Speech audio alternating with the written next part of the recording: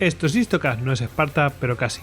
No es Nueva Orleans, no es San Luis, no es San Antonio y tampoco es Mesilla. Pero de todos esos sitios vamos a hablar porque vamos a hablar de la guerra de secesión o de la secesión al oeste del Mississippi. Tema bastante concreto, ¿eh? Y bueno, y si tenemos que hablar de esta guerra, ¿quién va a estar aquí? Pues, ¿quién sino Javier Beramendi, @tamtamberamendi en Twitter. ¿Qué tal, Javier? Pues aquí estamos con el Stetson, las dos pistolas y vamos, y el trasero escocido ya de tanto montar a caballo para arriba y para abajo. Pues aquí van a tener que hacer muchos desplazamientos. Muchos kilómetros, muchos kilómetros. Sí. Bueno, ya sabéis que Javier Beramendi también es miembro del grupo de estudios de historia militar y es director de la revista Despertaferro Historia Contemporánea. Bueno, la verdad es que muy apasionado. Hemos hecho muchos capítulos de la guerra de secesión. A mí es un tema que, hombre, no llego a lo que a ti te gusta, obviamente, pero es un tema que me resulta súper interesante y me habla mucho de... Es que parece que Estados Unidos siempre ha sido como es. No. Aquí se ve cómo se fragua una nación. Bueno, pues yo, el que les habla, soy Gojix, @Gojix_Salduero en Twitter. A todos nosotros nos podéis encontrar en Twitter, en Facebook, en Pinterest, en Instagram, en YouTube, bueno, en un montón de sitios. Pero vamos, si queréis encontrarnos, donde nos vais a encontrar seguro es en nuestra página web istocast.com, donde podéis dejarnos audios y además nuestro email, por si lo buscáis y tal, bueno, pues es info@istocast.com. Aprovechamos para mandar saludos, por supuesto, a esa gente que vive en esos estados, ¿no? ¿Qué te parece, Javi? Si bueno, nos mandamos perfectamente. Que nos escucharán, además muchos de ellos pues con gran población hispanohablante, ¿eh? Bueno, que seguro que además nos escuchan a través de las apps que tiene iVoox, tanto para Windows Phone ya no, pero para la plataforma de Apple sí, y para Android también. Pero los que sean de Android, ya sabéis que tenéis disponible la app de Android de Istocast para escucharnos desde ahí. ¿Queréis ayudarnos? Muy fácil. Nos dais, por ejemplo, en lo que sería Apple Podcast, pues nos podéis dejar 5 estrellas y comentarnos. Y en iVoox, en la plataforma de iVoox, pues nos dejéis un comentario, nos dais me gusta. Bueno, esas cosas nos ayudan a posicionarnos mejor, ganar visibilidad y que más gente pueda disfrutar como disfrutáis vosotros de los Istocast. ¿Queréis ayudarnos más? Por supuesto, tenéis la opción de ser mecenas de Istocast, tanto a través de Patreon como de las suscripciones para fans que hay en iVoox. Así que bueno, pues eso es lo que tenéis disponible. Y hoy además tenemos que informar de unos eventos que van a suceder el 28 y 29 de febrero en El Toboso, de provincia de Toledo, que os sonará pues de aquello del Quijote. Bueno, pues el 28 se va a celebrar una conferencia a las 7 de la tarde por parte de Antonio Luis Gómez Beltrán, que lo conoceréis de sobra de aquí de Istocast. El viernes 28 de febrero a las 6 de la tarde se celebrará la conferencia de La Invencible y su leyenda negra por parte de Antonio Luis Gómez Beltrán, que lo conoceréis de sobra de aquí de Istocast. Y el sábado 29 de febrero pues se celebrará otra a la misma hora, a las 18 horas, sobre la Contraarmada, la mayor catástrofe naval de la historia de Inglaterra. En este caso, como no podía ser de otra manera, pues será llevado a cabo por Luis Gorrochategui Santos. Como veis, son dos conferencias, juntar a estos dos monstruos para estas dos conferencias un día y 2 días seguidos, vamos. Bueno, es tremendo. Bueno, pues se celebrará en El Toboso, en Toledo. Así que el que quiera acercarse, desde Madrid, pues lo tiene ahí a huevo. Deciros también que no solamente están estas dos conferencias, sino que hay otras actividades que se puede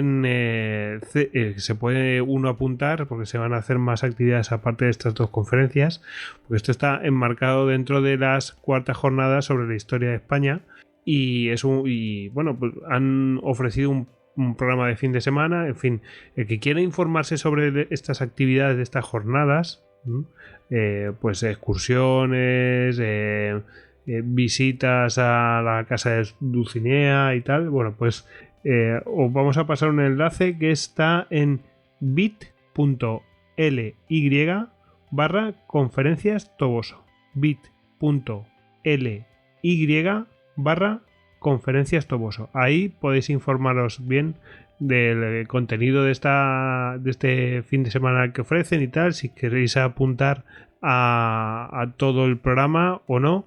Pero vamos, para las conferencias la entrada es libre y gratuita, y ya acordaos, viernes 28 de febrero a las 6 horas, La Invencible y su leyenda negra con Antonio Luis, y el sábado 29 de febrero a las 18 horas, La Contraarmada por parte de Luis Corrochategui y Santos. Bueno, pues Javi, ¿por dónde vamos a empezar? Esto va a ser, iba a decir mano a mano, pero yo pego un tiro y tú estás ahí con la Gatling. Va a ser un poco así. Vamos a ver. Yo quería un poco presentar la idea que tenía, tanto para este programa como de cara un poco al futuro, que era lo que te comentaba antes, fuera de mí. Yo llevo un tiempo, pues, los que me habéis oído hablar de la Guerra de Secesión, sabéis que hay cierto debate. Las campañas más espectaculares, Lee, el ejército del Potomac, en fin, siempre parece que se dieron en el este, donde, bueno, pues fue una zona de guerra muy poco efectiva, a pesar de la espectacularidad.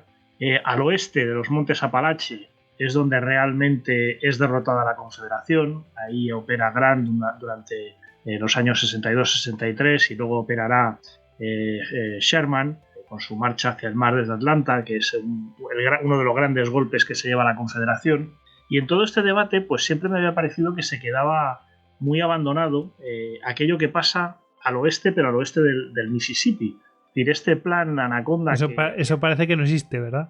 Sí, parece que está completamente olvidado.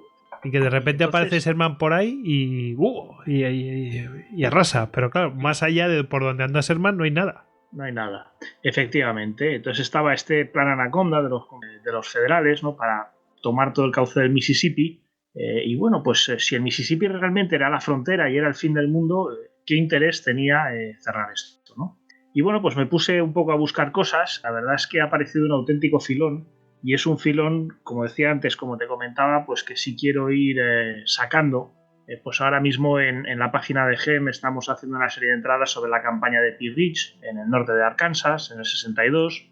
Hoy grabaremos este programa, y en el futuro pues nos podemos meter con las tribus indias, tanto las 5 tribus civilizadas de lo que hoy es Oklahoma, como, bueno, pues qué influencia tuvo la Guerra de Secesión en los Apaches, en los Sioux, en toda una serie de tribus de las grandes llanuras que también se vieron sacudidas por este acontecimiento. Campañas tan interesantes como la ya estoy viendo cuándo se va a publicar, no te digo más, ya estoy fijando la fecha. Ya tengo el punto de mira. Sí. Ya estamos en ello. Entonces, bueno, pues había ahí una serie de fuentes y datos muy interesantes, y un poco el proyecto, pues a ver si se puede ir sacando adelante poco a poco, en el tiempo que haga falta, pues ir describiendo todas estas campañas de este escenario pues prácticamente abandonado. ¿Y por qué? ¿Por qué este escenario? Pues ¿qué es lo primero que se encuentra uno al oeste del Mississippi? Pues para empezar, que con 1.550.000 kilómetros cuadrados, este territorio confederado era más grande que el que había al este del Mississippi. Es decir, en estas regiones inmensas, por ejemplo, en Arkansas, en 1860, la población blanca era de 324.000 personas, Luisiana 375.000, Texas 420.000, Missouri más de 1 millón. Quedas con estos números porque ahora vais a ver las proporciones. Es una cosa que me llama muchísimo la atención. Exacto, ¿no? También, pues tenemos la población negra, que también eran personas. En Arkansas había 100.000, es decir, era un poco menos. En Luisiana había otros 375.000, es decir, casi la mitad de la 50%. Texas 180.000, Missouri era el estado que menos población negra tenía proporcionalmente, solo 100.000. En fin, pues era una zona económicamente muy fuerte y muy importante. Adelanto como primicia que incluso las 5 tribus civilizadas había jefes indios que plantaban algodón y tenían esclavos. Es decir, la institución especial del sur se había extendido bastante por esta zona y era muy puja. Además, bueno, pues era una zona económicamente muy importante. Es decir, tanto en Luisiana como en Texas había plantaciones de algodón. Luisiana era la mayor productora de azúcar y melaza de todo Estados Unidos, de toda Norteamérica. En Missouri se producía muchísimo maíz, más que de hecho de los estados del sur o prosureños era el que más maíz producía, trigo y otros cereales también. Era donde más cerdos se criaban. Esto puede tener cierta gracia, pero bueno, la carne de cerdo era fácil de curar, ya sabemos que del cerdo se aprovecha hasta los andares. Y bueno, pues digamos que a la hora de gestionar una intendencia militar, pues el cerdo es un animal muy práctico, ¿no? Se crían muchos caballos en esta región. De hecho, en Missouri es el segundo estado con más cría caballar después de Tennessee. Bueno, en Texas, las vacas, ¿no? El ganado bovino en Texas, pues 3,5 millones de cabezas, parece que había. Estamos hablando pues del inicio de la Guerra de Secesión, lo cual es una cabaña inmensa.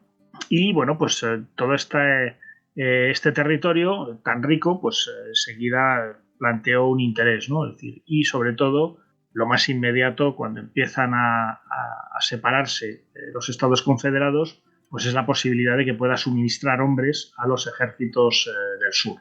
Lo cierto es que, bueno, va a haber una tensión, luego entraremos un poquito, podemos entrar un poquito ahora sobre este tema, ¿no? Nada más empezar la secesión, cuando los estados del oeste del Mississippi se unan a la Confederación, que ahora contaremos un poquito cuál fue el proceso de cada uno de ellos, pues muchos soldados, los mejores, los más motivados, pues se fueron a combatir al este, ¿no?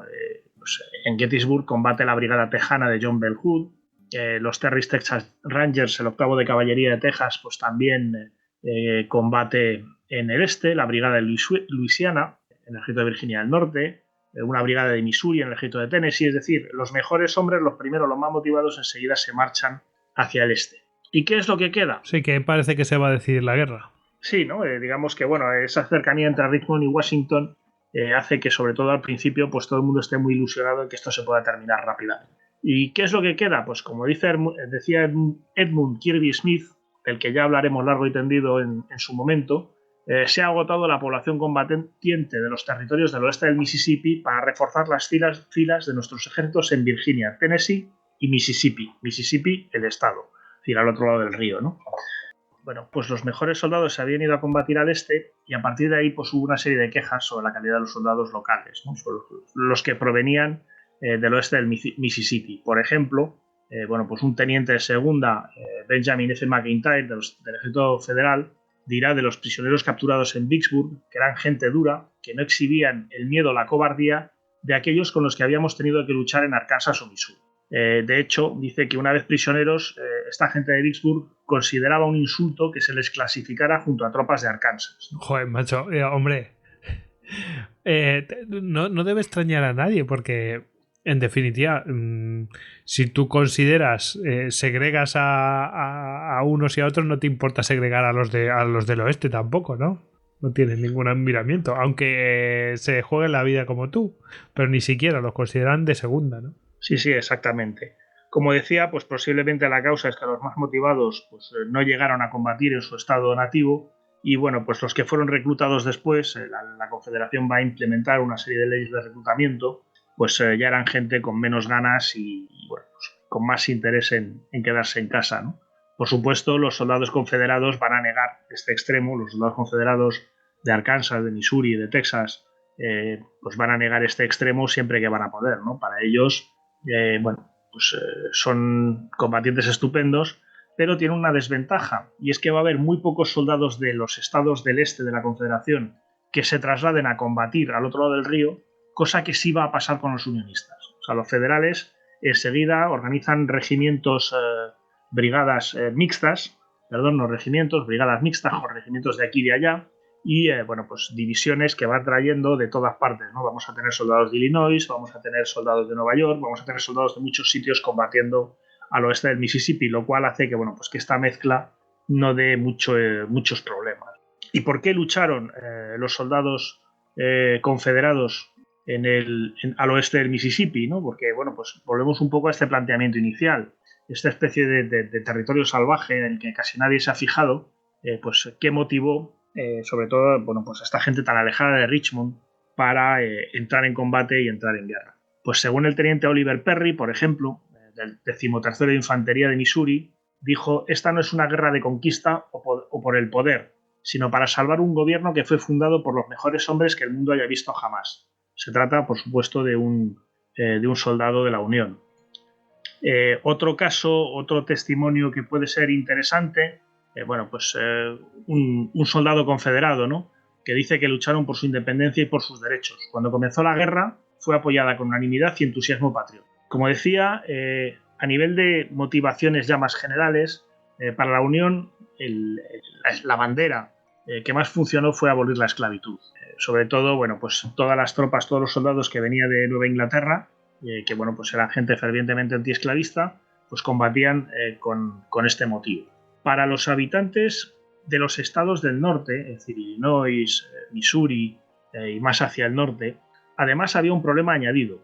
Su comercio dependía del Mississippi y obviamente en caso de secesión, en caso de que la Confederación se convirtiera en un país independiente, Nueva Orleans, que era el gran puerto de salida hacia el mar, pues de todo su comercio, pues quedaba, digamos, en territorio extranjero, y esto era un problema para él. Pasando otra vez a los confederados, bueno, pues a lo largo, según se fue desarrollando la guerra, bueno, pues surgieron otras motivaciones, ¿no? Cierto odio por los nordistas, decía un soldado del 28º de Luisiana: la justicia nos perdonará por tratar a estos enemigos a los que combatimos como gente sin ley y bandidos.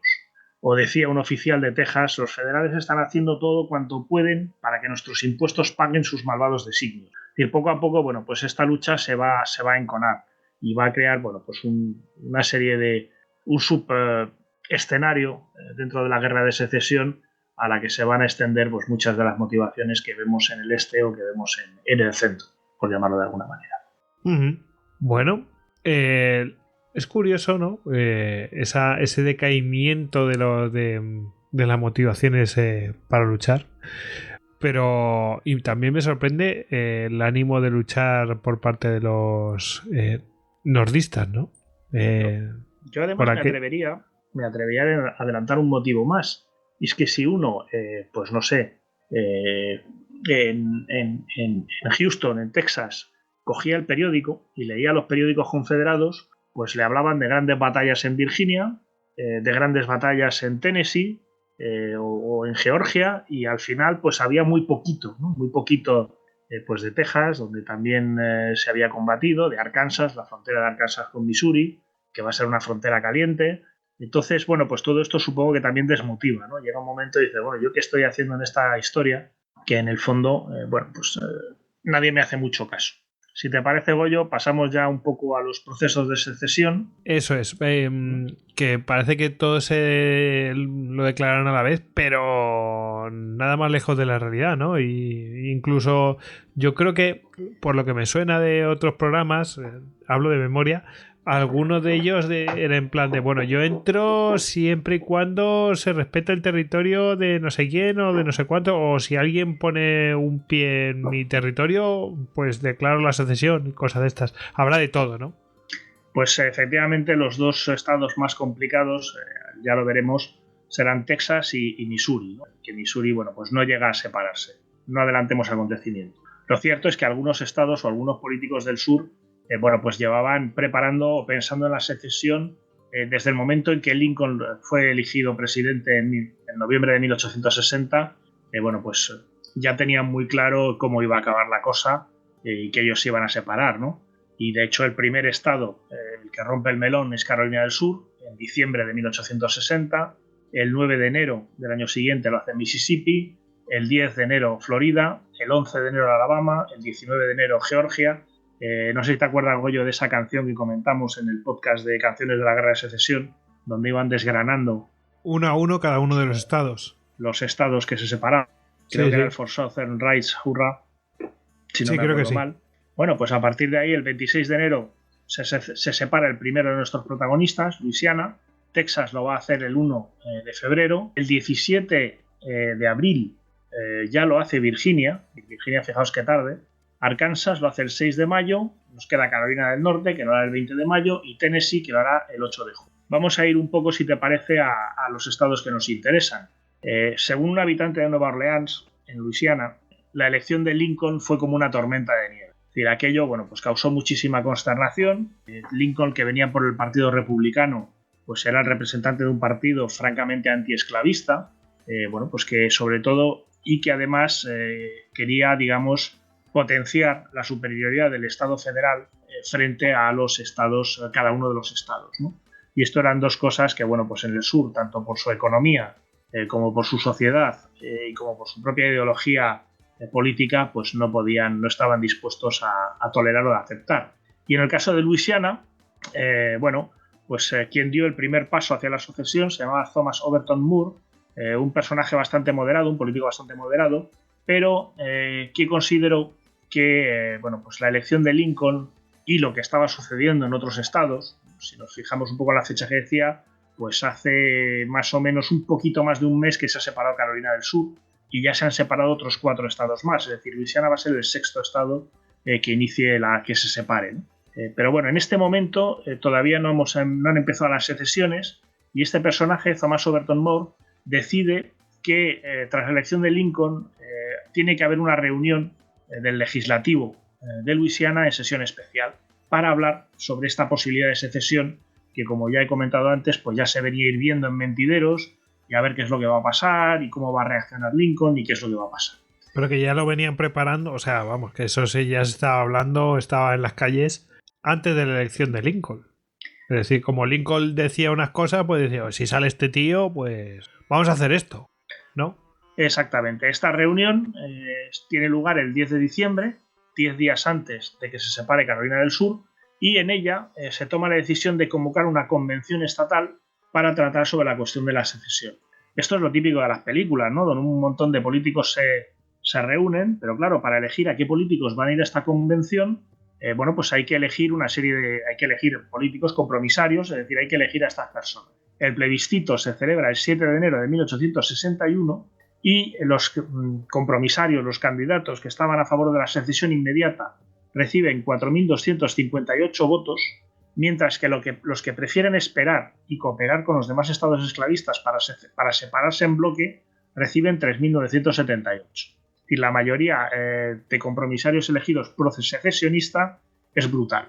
¿Qué es lo que provoca esta elección y estos resultados? Pues que a partir del 9 de enero empiezan a crearse un montón de milicias voluntarias, pues ya sabes, cogemos a los muchachos y nos convertimos en la compañía de... La verdad es que cuando uno entra en los nombres de las compañías de los regimientos, tanto federales, sobre todo confederados, pues están los valientes de no sé dónde. En fin, son bastante pintorescos, ¿no? Entonces, pues todas estas compañías se van creando y automáticamente empiezan a ocupar las instalaciones militares federales. Todo esto, insisto, Luisiana todavía no se ha separado de la Unión, pero bueno, pues parece que por los compromisarios elegidos para la convención esto va a suceder, ¿no? Y efectivamente, en Baton Rouge, el 26 de enero, se aprueba la ordenanza de secesión por 113 votos a favor y 17 en contra. Me gustaría añadir que 17 valientes, porque realmente debió de ser una situación muy difícil para estas personas bueno, pues oponerse a lo que era... Poco menos que traidores. Sí, un tsunami mayoritario, ¿no? A continuación, se acuerda enviar una delegación a Montgomery, en Alabama, que en ese momento era la capital de la Confederación. Como decía antes, recordemos que Virginia no se separa hasta abril, que es cuando, bueno, pues Richmond se convertirá en capital, y el 4 de febrero, bueno, pues se reúne con los representantes de otros estados y se crea la Confederación, ¿no? Es decir, en ese momento empieza, bueno, pues este estado separado. Es un poco el procedimiento en Luisiana, como decía. En Texas va a ser un poquito más tormentoso. ¿Qué es lo que pasa? Bueno, en Texas el sentir popular también empieza a moverse muy rápido. Nada más ser elegido Lincoln, bueno, pues parece que la bandera de la estrella solitaria, la del antiguo estado de Texas, ese que había luchado contra los mexicanos en el Álamo, bueno, pues empieza a izarse en determinadas instalaciones, bueno, en ayuntamientos, puestos militares, en lugar de las barras y estrellas. Pero el gobernador de Texas, un señor bastante conocido, se llamaba Sam Houston, que había luchado en esa guerra contra los mexicanos, pues era un unionista acérrimo y no estaba para nada a favor de la secesión. Es decir, aquí nos encontramos con una especie de dicotomía, ¿no? Mientras mientras parece que buena parte de la población, pues aquel rollito de vamos por nuestra cuenta, les hacía ilusión, el gobernador, desde luego, tenía muy claro que no habría secesión, dijo, siempre que la autoridad federal mantenga la Constitución y que Texas no se convierta en víctima de los desaciertos del gobierno federal. Me mantendré a favor de la Unión tal y como está. Es decir,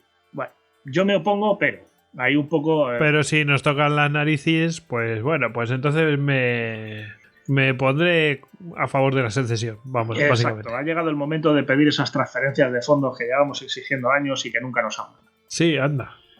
En fin. Es que estas cosas recuerdan un montón de movidas que vemos y hemos visto durante un montón de años, décadas y de todo. Y no nos vamos a meter en ese jardín, ¿verdad? Exacto. No. Efectivamente es como empiezan estos procesos. De todas formas, permíteme que mencione una cosa. Es una posición que para esta persona es un alivio, es decir, es un refugio estupendo porque está un poco contra la espada y la pared, ¿no? Es decir, bueno, yo no quiero meterme en lío, pero tengo la presión aquí, voy a quedar bien con unos con otros, pero vamos, no me deis la excusa porque les voy a dar la razón a estos señores. Efectivamente. Además, la ley de Texas tiene en este caso una peculiaridad, ¿no? Habíamos visto que, bueno, pues Thomas Overton Moore reúne al legislativo, es decir, es uno de los miembros del mismo. En el caso de Texas, quien puede convocar una convención para la secesión es el legislativo, pero el único que puede convocar al legislativo en sesión especial es el gobernador, es decir, Sam Houston. Con lo cual, mientras Houston se niegue a hacerlo, pues aquí no puede pasar nada, por lo menos nada legalmente. Y efectivamente parece que el plan de Houston era, pues déjalos, que llegue el fin de semana, que se emborrachen un poco, se vayan de juerga, ya bajará el precio del algodón, pasará, subirá, en fin. Allí no tenían Sálvame el día de la semana que sea, con lo cual había que buscar otras distracciones. Pero bueno, dejar que la cosa se fuera paisando tranquilamente para que, bueno, pues, a ver si a la gente se le pasaba ese fervor revolucionario y podíamos seguir en lo que estábamos. ¿Qué es lo que pasa? Que el 21 de noviembre de 1860 una serie de ciudadanos prominentes deciden saltarse la ley y convocar una convención estatal para la secesión que deberá reunirse el 28 de enero. Esto es un... Bueno, sí, se ha saltado la legalidad, vamos, ilegal. Aquí qué es lo que ha pasado, ¿no? Pero bueno, efectivamente, la convocatoria pues se difunde, se da un lugar, se da una fecha, y entonces, ¿qué es lo que va a pasar? ¿Se va a presentar allí la gente? ¿No se va a presentar allí la gente? Houston se da cuenta que tal y como está el ambiente probablemente sí tenga quórum, y entonces lo que hace es que el 17 de diciembre convoca una sesión especial del legislativo para el 21 de enero, es decir, justo una semana antes de la fecha prevista para esta convención estatal. ¿Para qué? Para que el legislativo declare que la convención es ilegal y esta no se pueda celebrar. Tiro por la culata, el legislativo declara que la convención es legal y la respalda. Esta convención se reúne, debate en una serie de días y el 1 de febrero, por 167 votos a favor y 7 en contra, se convoca pues un referéndum de secesión para el 22 de febrero. En este referéndum, de los 122 condados de Texas, 18 son los que votan en contra de la secesión. En otros 11 hay un 40%, es decir, parece que son más dudosos, en contra de la secesión, pero todos los demás se vuelcan claramente a favor, ¿no? Lo cual, bueno, pues da un resultado. El resultado total lo tengo por aquí, son 60.526 votos a favor y 46.129 votos en contra. No, perdón, de 60.526 votos, 46.129 fueron a favor de la secesión. ¿Dónde no había triunfado este proyecto? Pues en la frontera norte, que curiosamente daba con el territorio indio de las llamadas 5 tribus civilizadas, y en la frontera oeste, ¿no? hacia Nuevo México. Realmente era la zona donde más presencia había de guarniciones de las tropas profesionales del ejército de Estados Unidos antes de todo el follón, y bueno, pues las zonas más inestables, ¿no? Donde se veía que más necesario podía ser, bueno, pues esta presencia estatal más fuerte. La convención, como habían hecho en como habían hecho en Luisiana, envía sus representantes a Montgomery y además autoriza la requisa de propiedades federales dentro del estado de Texas. A partir de ahí, bueno, empiezan a redactar una nueva constitución para el estado de Texas y, bueno, piden que se jure lealtad a la Confederación. Houston, muy cabreado, declara que todo esto es ilegal, que todo esto no se puede hacer y que desde luego no tiene la más mínima intención de jurar lealtad a la Confederación. Sí está dispuesto a luchar por el Estado, pero no a jurar. Y amenaza con dimitir. Al día siguiente el puesto de gobernador es declarado vacante y luego lo o sea, qué bueno, o sea, uno le usurpan dice, oye, me estáis usurpando, dice, oye, que amenaza con dimitir, pero si ya te han usurpado y dicen, bueno, ya que te ofreces, venga, queda vacante. ¿Quién es el siguiente? Dimisión aceptada, efectivamente. Eso es. Es esta jugada, de estas jugadas, pues me enfado y me voy, pues enfádate y vete. Pues es lo que le pasó a Sam Houston, ¿no? El puesto de gobernador lo ocupará Edward Clark. Este Edward Clark, el 8 de junio, será cuando declare que Texas está en guerra con la Unión y, bueno, pues hasta entonces pues habrán organizado numerosas compañías de voluntarios que quieren ir a la guerra, ¿no? Es decir, ¿cuál es el gran problema que hay en Texas? Pues que en Texas hay 165 oficiales y algo más de 2.500 soldados que forman parte del ejército regular de la Unión y que están instalados pues en una veintena de puestos militares, los fuertes, de frontera, bajo el mando del general de brigada David Emanuel Twiggs. Claro, esto supone un problema para Texas. ¿Por qué? Porque además esto es un fenómeno muy curioso del estallido de la Guerra de Secesión.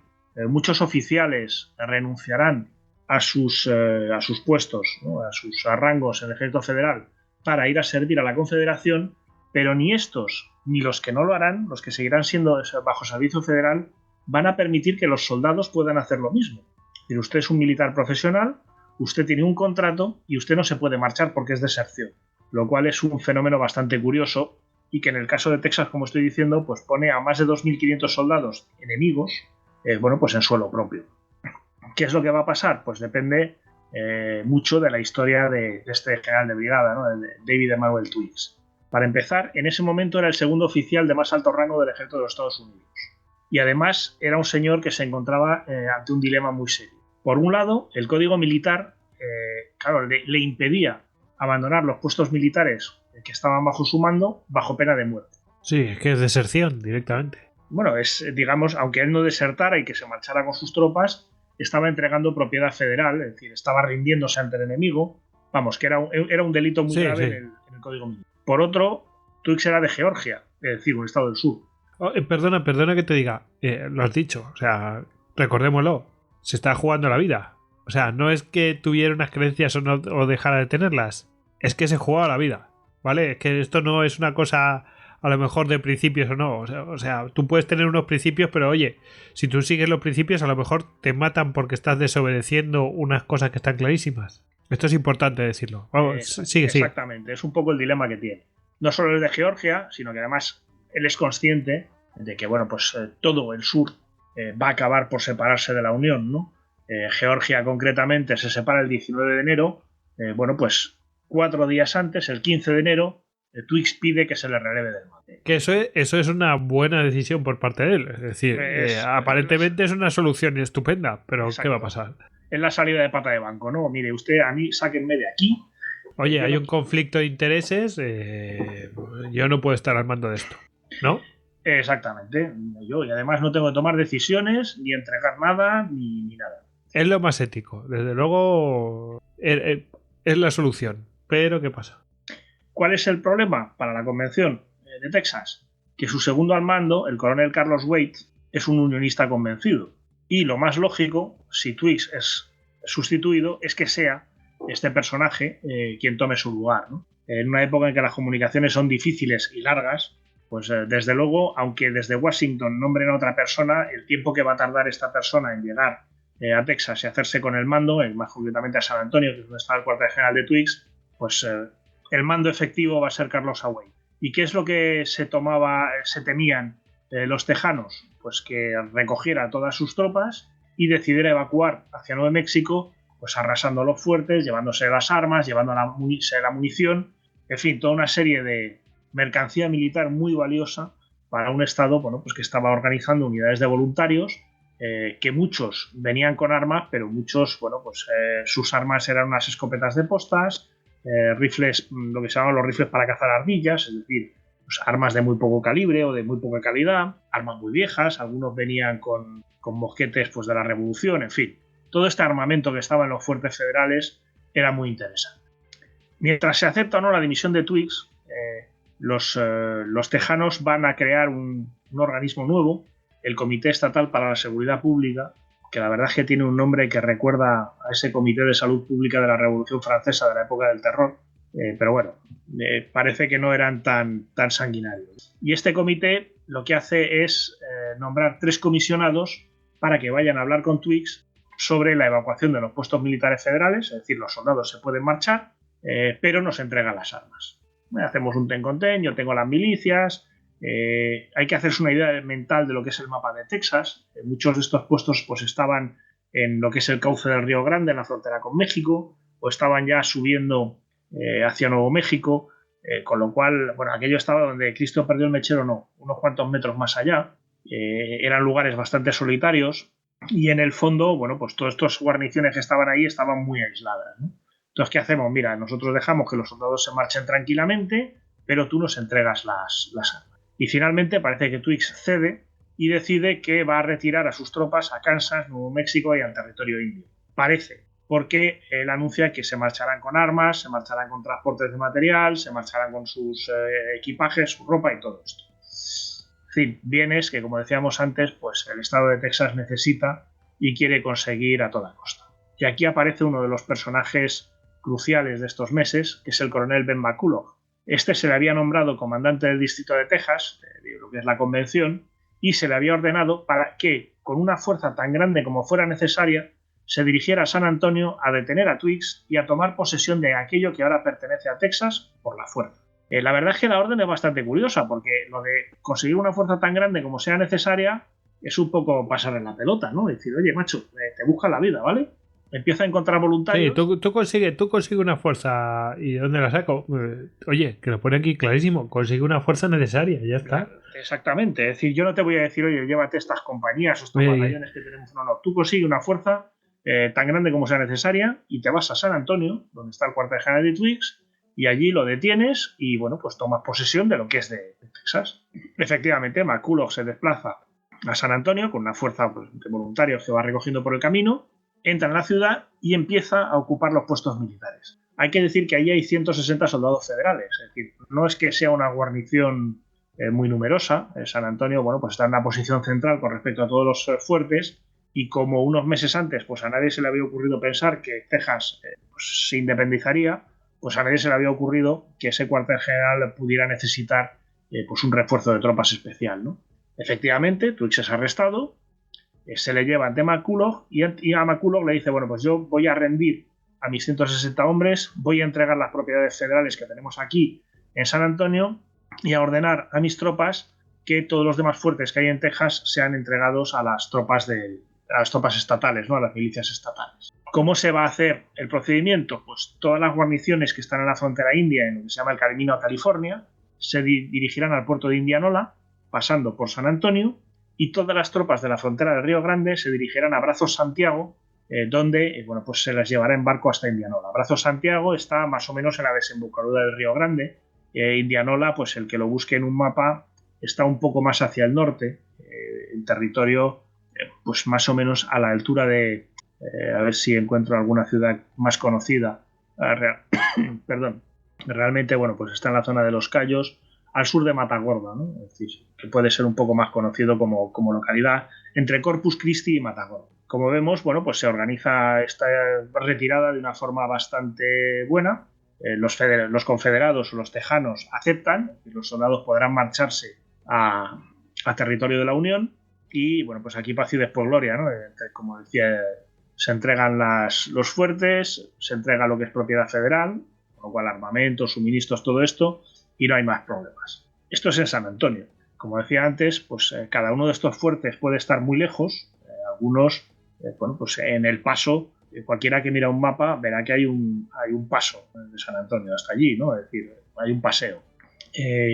Esto hay que organizarlo de alguna manera. Y el 5 de febrero de 1861, para organizar precisamente esto, este Comité Estatal para la Seguridad Pública nombra a 2 coroneles, Rip Ford, que se hará famoso por organizar una unidad de caballería, y Henry Eustace McCulloch, que no hay que confundir con Ben McCulloch, eran hermanos, para que, bueno, pues el primero tome el mando del distrito del noroeste de Texas y el segundo del distrito militar del Río Grande. Y vayan a ocupar todos estos fuertes que tiene que, digamos, que tienen que tomar, que tiene que entregarse según las órdenes de turno. En lo que a las andanzas de Ford se refiere, pues llega a Brazos Santiago el día 21 de febrero, donde la guarnición se rinde y empieza a desplazarse, bueno, pues por el Río Grande, ¿no? A continuación se desplaza a Fort Brown, de río arriba. Allí, un poquito más allá, Fort Brown, efectivamente, lo confundo con el siguiente puesto. En Fort Brown está el comandante Fitz John Porter, que ha sido enviado, bueno, pues para autorizar que el capitán Hill, el capitán que está al mando, pueda rendirse y marcharse, ¿no? Porque en principio, había dicho que sin una orden directa que se refiera a él y que se refiera a su fuerte, pues él no se va a mover. Ford, como decíamos, había llegado allí, se había llevado la negativa, había vuelto. Sí, algo explícito, vamos. Efectivamente, dice, mira, a mí estas cosas genéricas no me van. A mí déjate de historia que luego me metéis en un lío. Tú, si me lo dices claramente, de manera inequívoca, pues para adelante. Bien, pues como decía, Ford se había presentado allí con 6 compañías. Como Hill se niega, se vuelve a Galveston, recluta 4 compañías más y ya son 10. Y es el momento, como decía antes, en que llega el entonces comandante Fitz John Porter para autorizar la retirada de Hill. Este personaje luego lo veremos combatiendo en el ejército del Potomac al mando de un cuerpo de ejército, en concreto el quinto, y se le convertirá un poco en cabeza de turco de la derrota en la campaña de la península. Es decir, cuando Lee empieza a actuar y derrota por primera vez a McClellan, pues el que se convertirá en cabeza de turco de esta derrota es Fitz John Porter. Como decía, se evacúa Fuerte Brown y, bajo órdenes de Porter, también Ringgold Barracks y Fort McIntosh, que están, bueno, pues un poco más arriba subiendo el río. El proceso va a seguir por toda la línea del Río Grande, que a mediados de marzo pues ya está controlada por los confederados. Las andanzas de McCulloch. McCulloch, como sabíamos, le habían nombrado comandante del distrito noroeste de Texas y es allí hacia donde se tiene que dirigir con un batallón de 600 Rangers. Los famosos Rangers de Texas, que hemos visto pues más de una película, ¿no? Soy un Ranger. Sí, o sea, los Rangers, sí. Pues 600 de estos, digamos, irregulares, era una fuerza policial, en cierto modo, pero bueno, una fuerza pues, compuesta por gente con mucha experiencia de campo y con muy buenas capacidades combativas. Pues con 600 de estos hombres se dirige para ir tomando las posiciones primero que hay entre San Antonio y El Paso. El 22 de febrero llega a Camp Colorado. Camp Colorado, que para el que se quiera situar, está más o menos... A ver, que tengo que buscar el mapa porque si no me pierdo. Camp Colorado, efectivamente, está al norte de San Antonio, un poco a media camino, tirando un poco más hacia el oeste entre San Antonio y Dallas. McCulloch llega a Camp Colorado y ahí le espera el capitán Edmund Kirby Smith. Kirby Smith es proconfederado, pero entiende que su honor le impide rendirse.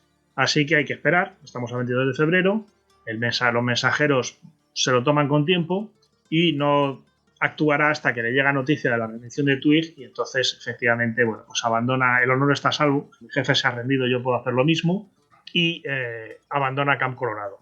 Un poquito más al oeste está el fuerte Chatburn, que bueno, pues también será abandonado por el comandante.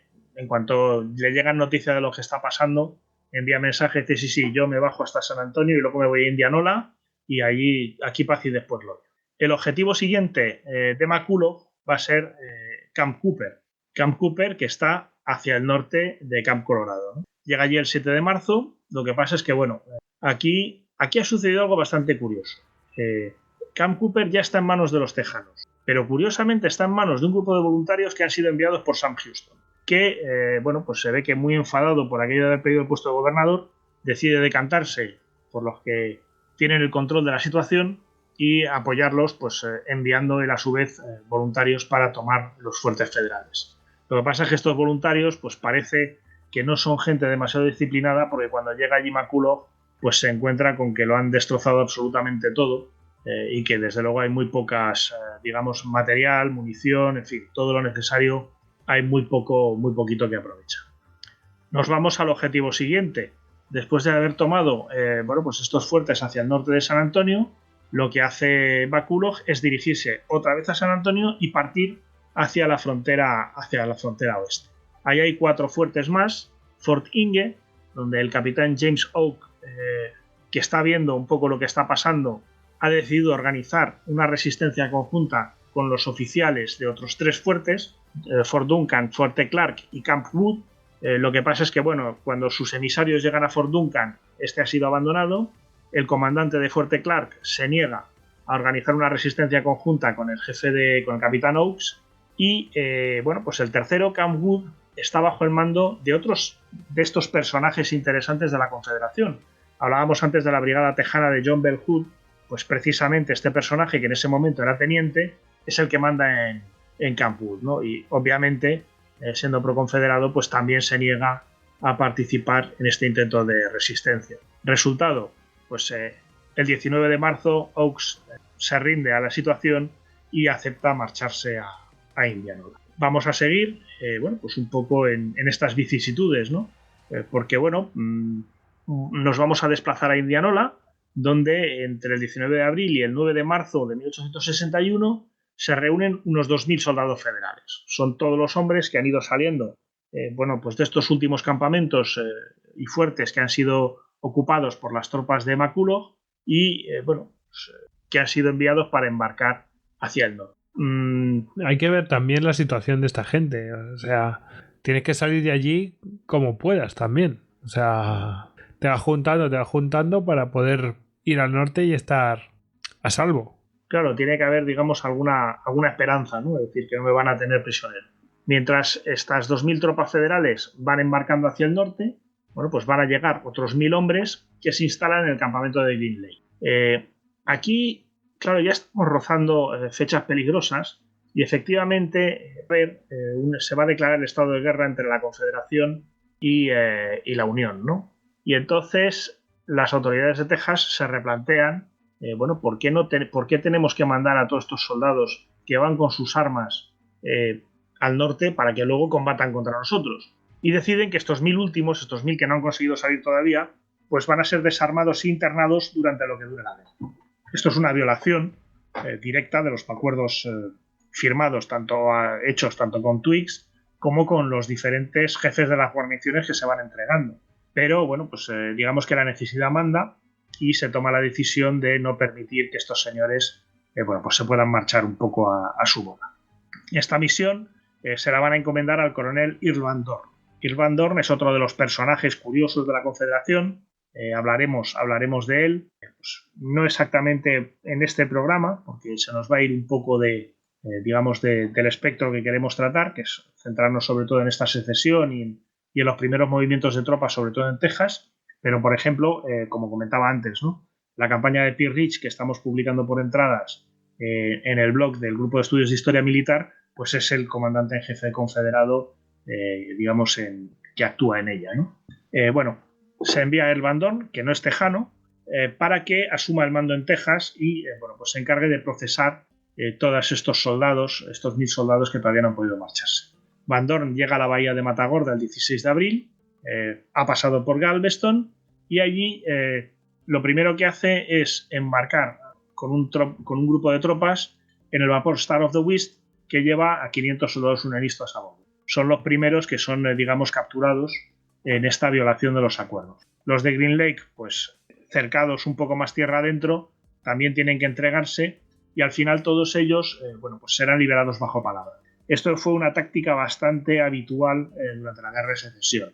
Es decir, si empezamos a coger prisioneros, pues tenemos que darles de comer, tenemos que alojarlos, tenemos que vestirlos, en fin, todo esto es un follón, ¿no? ¿Qué es lo mejor que podemos hacer con ellos? Liberarlos bajo palabra de que no volverán a combatir contra nosotros y cuando llega en un momento dado, incluso se pueden canjear. Es decir, yo tengo 1.000 soldados liberados bajo palabra que se han vuelto a sus casas, tú tienes 1.000 soldados míos liberados bajo palabra que se han vuelto a sus casas, pues lo que hacemos es borrón y cuenta nueva, cada uno reclutamos a nuestros 1.000 soldados, cosa que probablemente a los soldados les diera bastante rabia, porque oye, ya que me han liberado bajo palabra, pues chico, yo me voy a mi casa. ¿Y si los volvían a pillar, los mataban? Si rompían esta palabra, sí.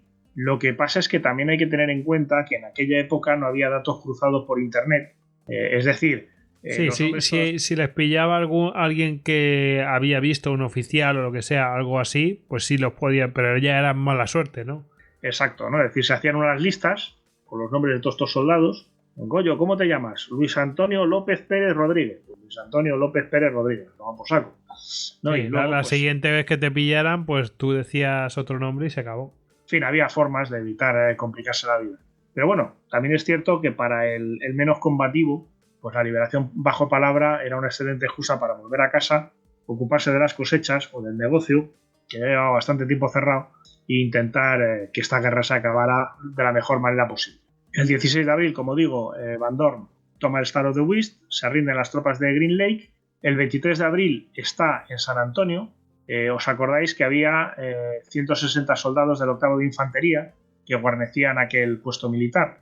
Pues también los detiene y en este momento pues solo quedan otras 6 compañías de este mismo regimiento, los 347 hombres, pero estas están a la altura del paso. Están en Fort Bliss, en Fort Kidman y en Fuerte Davis, es decir, en el extremo occidental del todo de Texas. Bueno, hay que ponerse en marcha. Aquí interviene los Texas Mounted Rifles, los fusileros montados de Texas, un escuadrón de tropas estatales mandado por Rick Ford, hemos hablado antes de él, un batallón de infantería dirigido por el coronel James Duff y una batería de artillería ligera. Con todas estas tropas, Van Dorn se desplaza hacia estos fuertes en el extremo de Texas y los obliga a entregarse sin combatir, superioridad pura y dura de fuerzas. Y aquí podemos parar un momentito lo que es la parte de Texas. Oye, ¿te parece que vayamos a un descanso? Vamos a un descanso. Pues venga, vamos al descanso y ahora enseguida volvemos.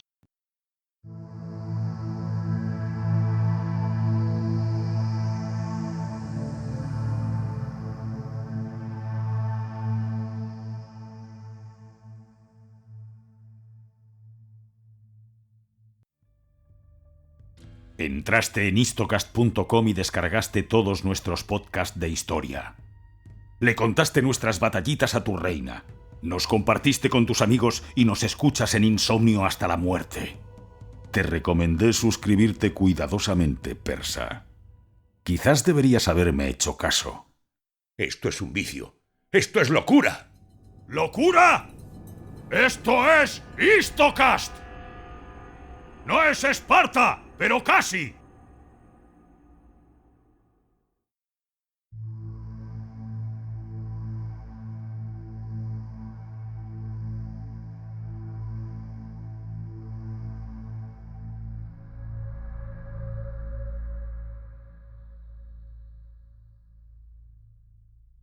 Bueno, pues ya hemos vuelto de este descanso y nos vamos a ir hasta Arkansas. No era el otro día estaba preguntándome de dónde era Dorothy, la de Mago de Oz, y era de Arkansas, ¿no? Me temo que era de Kansas. Kansas. Sí, Kansas queda un poquito más en dirección noroeste con respecto a Arkansas. Arkansas es un estado que pega al Mississippi, pues está por encima de lo que es Luisiana. Por cierto, aprovechemos y demos felicitaciones a los que nos escuchen desde Kansas. Aprovechemos. Sí, que han ganado la Super Bowl. Sí, esto es nada más que hace 50 años que no la ganaban. Yo creo que no está mal. Sí. Bueno, ya era hora. 50 años exactos, ¿no? Sí. Les tocaba. Bueno, pues nada, vámonos a Arkansas. A ver. Bueno, pues para poner en situación, aunque sea verbalmente, ¿no? Al oyente que no tenga un mapa adelante, si situamos Texas en la frontera con México, en la costa del Golfo, justo a su derecha estaría Luisiana y justo encima de Luisiana, haciendo frontera con Texas en una esquinita, está Arkansas. ¿Qué es lo que va a pasar en Arkansas? Bueno, pues en Arkansas, fíjate que si en Texas había cierta simpatía pro Unión en determinada parte fronteriza, en el estado de Arkansas está todavía más repartido. Y por eso el gobernador, Henry Massey Rector, que es prosecesionista, decide que hay que ser prudente. Y hace pública una afirmación en la que dice: en caso de que el gobierno federal diera algún paso contra los derechos constitucionales de los estados del sur, entonces el estado de Arkansas se colocaría junto a sus hermanos del sur y compartiría su destino. La verdad es que es una frase perfecta, ¿no? Y con la que se está liando, tiene toda la pinta de que el gobierno federal va a dar algún paso contra los derechos constitucionales de los estados del sur. Pero bueno, parece que el hombre aquí con esta declaración, pues no quiere buscarse lío, ¿no? Es decir, nosotros no nos vamos a meter ni en secesiones ni en nada. Dura lo que dura. El 15 de enero la Asamblea Estatal convoca una convención para decidir cuál va a ser la posición del Estado de cara a la secesión. Y además esta convención tiene que convocar a la milicia para repeler una eventual invasión. Es decir, salvo que el Estado federal dé algún paso, pero si lo quieren dar, nosotros vamos a estar armados y vamos a tener a la milicia lista. No vaya a ser que cuando decidamos colocarnos junto a nuestros hermanos del sur y compartir su destino, ya se nos hayan comido. El referéndum tiene lugar en febrero. 27.412 votos son a favor de la convención para la secesión, de que se celebre, y 15.826 en contra. El sistema de Arkansas, como veis, es distinto. Esta convención no la convoca el legislativo, no es el gobernador el que convoca el legislativo como habíamos visto en Texas, sino que directamente esta convención se tiene que convocar por referéndum y pues este referéndum sale adelante para que se convoque esta convención para la secesión. Mientras tanto, hemos dicho que, pues que el estado de Arkansas había ido empezando a mover unidades de milicia y además, pues es interesante, sobre todo porque uno de los grandes arsenales que tiene el gobierno federal en Arkansas está en Little Rock. Y allí hay una batería de artillería del 2º Regimiento de Artillería de la Unión, al mando del capitán James Totten. Y pues todo esto es muy rico, muy interesante, ¿no? Pasa un poco lo mismo que pasaba con Texas. Y lo que hacen, los secesionistas de Arkansas es ir mandando a la milicia para que se concentre en Little Rock. Esto debía de ser un poco como los pájaros de Hitchcock, ¿no? Se van juntando y van mirando el arsenal. Y se juntan y lo miran. Y se juntan y lo miran. Y claro, suena súper inquietante y amenazante. Efectivamente. A ver quién tiene los nervios de, resistirse a esto. Y efectivamente, el 8 de febrero Totten dice que hasta aquí hemos llegado, rinde su posición y se marcha.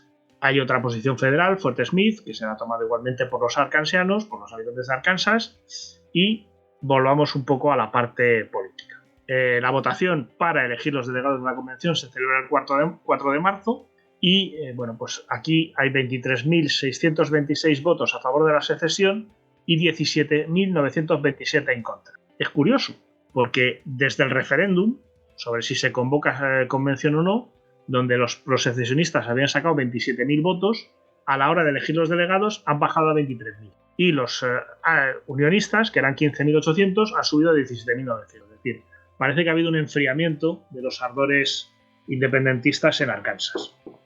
¿Qué es lo que pasa? Que el 12-13 de abril se produce el bombardeo de Fort Sumter, Lincoln pide voluntarios y aquí sí que revienta lo que está pasando en Arkansas. Se reúne la convención y se adopta una ordenanza de secesión por 69 votos contra 1. Estamos a 6 de mayo. Es decir, marzo, en abril, bombardeo de Fort Sumter, solicitud de voluntarios. El 6 de mayo, el Estado se ha vuelto o ha caído totalmente en manos de las ideas secesionistas. A partir de aquí ya se empiezan a organizar regimientos de voluntarios. Hay que ver un poco la escala y las diferencias, luego lo veremos con el caso de Missouri también, entre unas milicias que solían ser tropas locales y con poco movimiento a priori, y lo que empieza a organizar Arkansas en mayo ya son regimientos de voluntarios, es decir, son unidades militares bajo sueldo del Estado, pero que obviamente su destino es pasar a ser pagadas por la Confederación y a luchar por la Confederación, ¿no? Lo único, pues estos voluntarios a priori tienen que venir con sus propias armas, lo que comentaba antes, escopetas de cañón recortado, rifles de caza, en fin, un poco de todo. De hecho, muchos hombres van a ser rechazados porque no traen armas. Y mire usted, es que no me sirve usted para nada, ¿vale? Porque para tirar insultos al contrario, ya tenemos a los tambores, a los de sanidad, a los de intendencia, o sea, lo que queremos es gente que vaya a primera fila a pegar tiros. Y es un poco lo que pasa. De todos modos, hay que reconocer que Arkansas va a ser un estado muy volcado con la guerra, y de hecho, de los 60.000 hombres en edad militar que tiene el estado, en el primer año se van a alistar 20.000, es decir, un tercio de todos. Y como ya tenemos Arkansas, Goyo, si te parece, nos vamos a Missouri. Missouri, que es uno de los... Aquí va a haber jarana. Aquí pues va a ser más complicado, porque cuando hemos dado antes la lista de estados que se separan, Missouri no está entre ellos. Y efectivamente, vamos a hacer spoiler, el Titanic se hunde. Chan, chan. Bien, hablemos de Missouri. Missouri es un territorio peculiar, porque hay un valle central, que es todo el Valle del Río, donde la agricultura es muy importante y se utiliza mano de obra esclava, pero también hay un desarrollo industrial moderno muy importante en ciudades como San Luis, que está basado en el trabajo libre. Entonces, aquí se produce una dicotomía importante. En 1860, el 67% de la población de Missouri es de origen sureño y la mayor parte de los funcionarios. Pero en 1861 esta proporción ha ido bajando, es decir, hay muchos habitantes del norte que se han desplazado a vivir a Missouri. Esto había empezado, este proceso había empezado en 1854, cuando se aprueba la ley Kansas-Nebraska, que permite que tanto los habitantes de Kansas como los de Nebraska puedan prohibir la esclavitud. Esto estaba un poco en contra de la línea de demarcación, la línea Mason-Dixon, planteada al principio, al sur de la cual habría estados esclavistas y al norte no, y hace que haya un movimiento. Ahí tendremos durante estos años el Bloody Kansas la sangrienta, con muchísima guerrilla entre partidarios y opositores a la esclavitud. Y en Missouri, pues lo que va a pasar es que se empieza a habitar, mucha gente del norte empieza a desplazarse a Missouri para dar un vuelco a esta, estado proesclavista, para que la población antiesclavista se vaya haciendo mayoritaria. Lo cierto es que Missouri en este momento, en 1861, sí sigue siendo un estado esclavista, y de hecho muchos de los esclavos nacen en lo que es el Valle del Río, pero parece que se van concentrando en plantaciones en la frontera oeste, es decir, más hacia la frontera de Kansas. En todo caso, exceptuando Delaware, que es un estado muy pequeñito en la costa del Atlántico, la población de esclavos de Missouri es la más baja de todos los Estados Unidos. Ya hemos dicho, apenas 10.000. Vamos un poco... Comparado, por ejemplo, con... Dime, Goyo. Que comparado con Nueva Orleans, o sea... Obviamente, estamos ya bastante al eso, norte. Sí, pero son dos mundos. O sea, hay esclavismo, pero es que es otro rollo. Sí, efectivamente, no hay mucho interés por ahora. Bien, ahora, después de hablar un poco de la sociedad, hablemos de política, ¿no? En Missouri, políticamente, la mayoría de sus habitantes están a favor de la Unión. No quieren meterse en lo que van a hacer otros estados, pero, la población de Missouri no es secesionista ni está a favor de la secesión. De hecho, a las elecciones de 1860, quien gana es Stephen Douglas, un demócrata moderado. Este tiene, creo que es un 36, un 37% de los votos. Estamos hablando de elecciones presidenciales, ¿vale? El que queda segundo es John Bell, un unionista sureño, con un poco menos de un 35%. Es decir, entre los dos suman un 70% de los votos. Como se ve la cosa, los demócratas, en teoría, eran los partidos más prosureños. De hecho, el Partido Demócrata va a ser el que más apoye la secesión en los estados del sur. Qué curioso, ¿eh? Cómo se da la vuelta a las cosas. Efectivamente, en aquel momento esto era así. Y los dos candidatos extremistas, John Breckinridge y Abraham Lincoln, pues prácticamente no consiguen ningún voto en Missouri. Es un poco la circunstancia, ¿no? Robert Marcellus Stewart, que es el gobernador que va saliente en ese momento, dice que el Partido Republicano ha destruido uno de los principios más vitales de la Constitución, el derecho a ocupar territorio estadounidense con cualquier tipo de propiedad. Cualquier tipo de propiedad se refiere a cualquier tipo de forma de explotarlo. Se refiere a los esclavos, ¿no? Sí. O sea, sí. O sea, una forma de explotación como cualquier otra, viene a decir, ¿no? Realmente, es una frase que tiene su momento en la historia y que obviamente hoy tendría un sentido absolutamente diferente. De hecho, es un principio vital de nuestra Constitución el derecho a ocupar territorio español con nuestras propiedades, ¿no? Es decir, estar en nuestro país con lo que es nuestro. Obviamente en aquel momento tiene un matiz mucho más lúgubre, porque efectivamente se está refiriendo a los esclavos. Los problemas van a empezar en San Luis. Como vemos, aquí no hay convención por ahora, sino que lo primero que sucede el 11 de enero se envía una sección de soldados regulares, 40 soldados, para tomar 3 edificios emblemáticos de San Luis: la aduana, correos y las oficinas de la subtesorería. Es decir, un poco lo que tiene que ver con el movimiento de dinero, ¿no?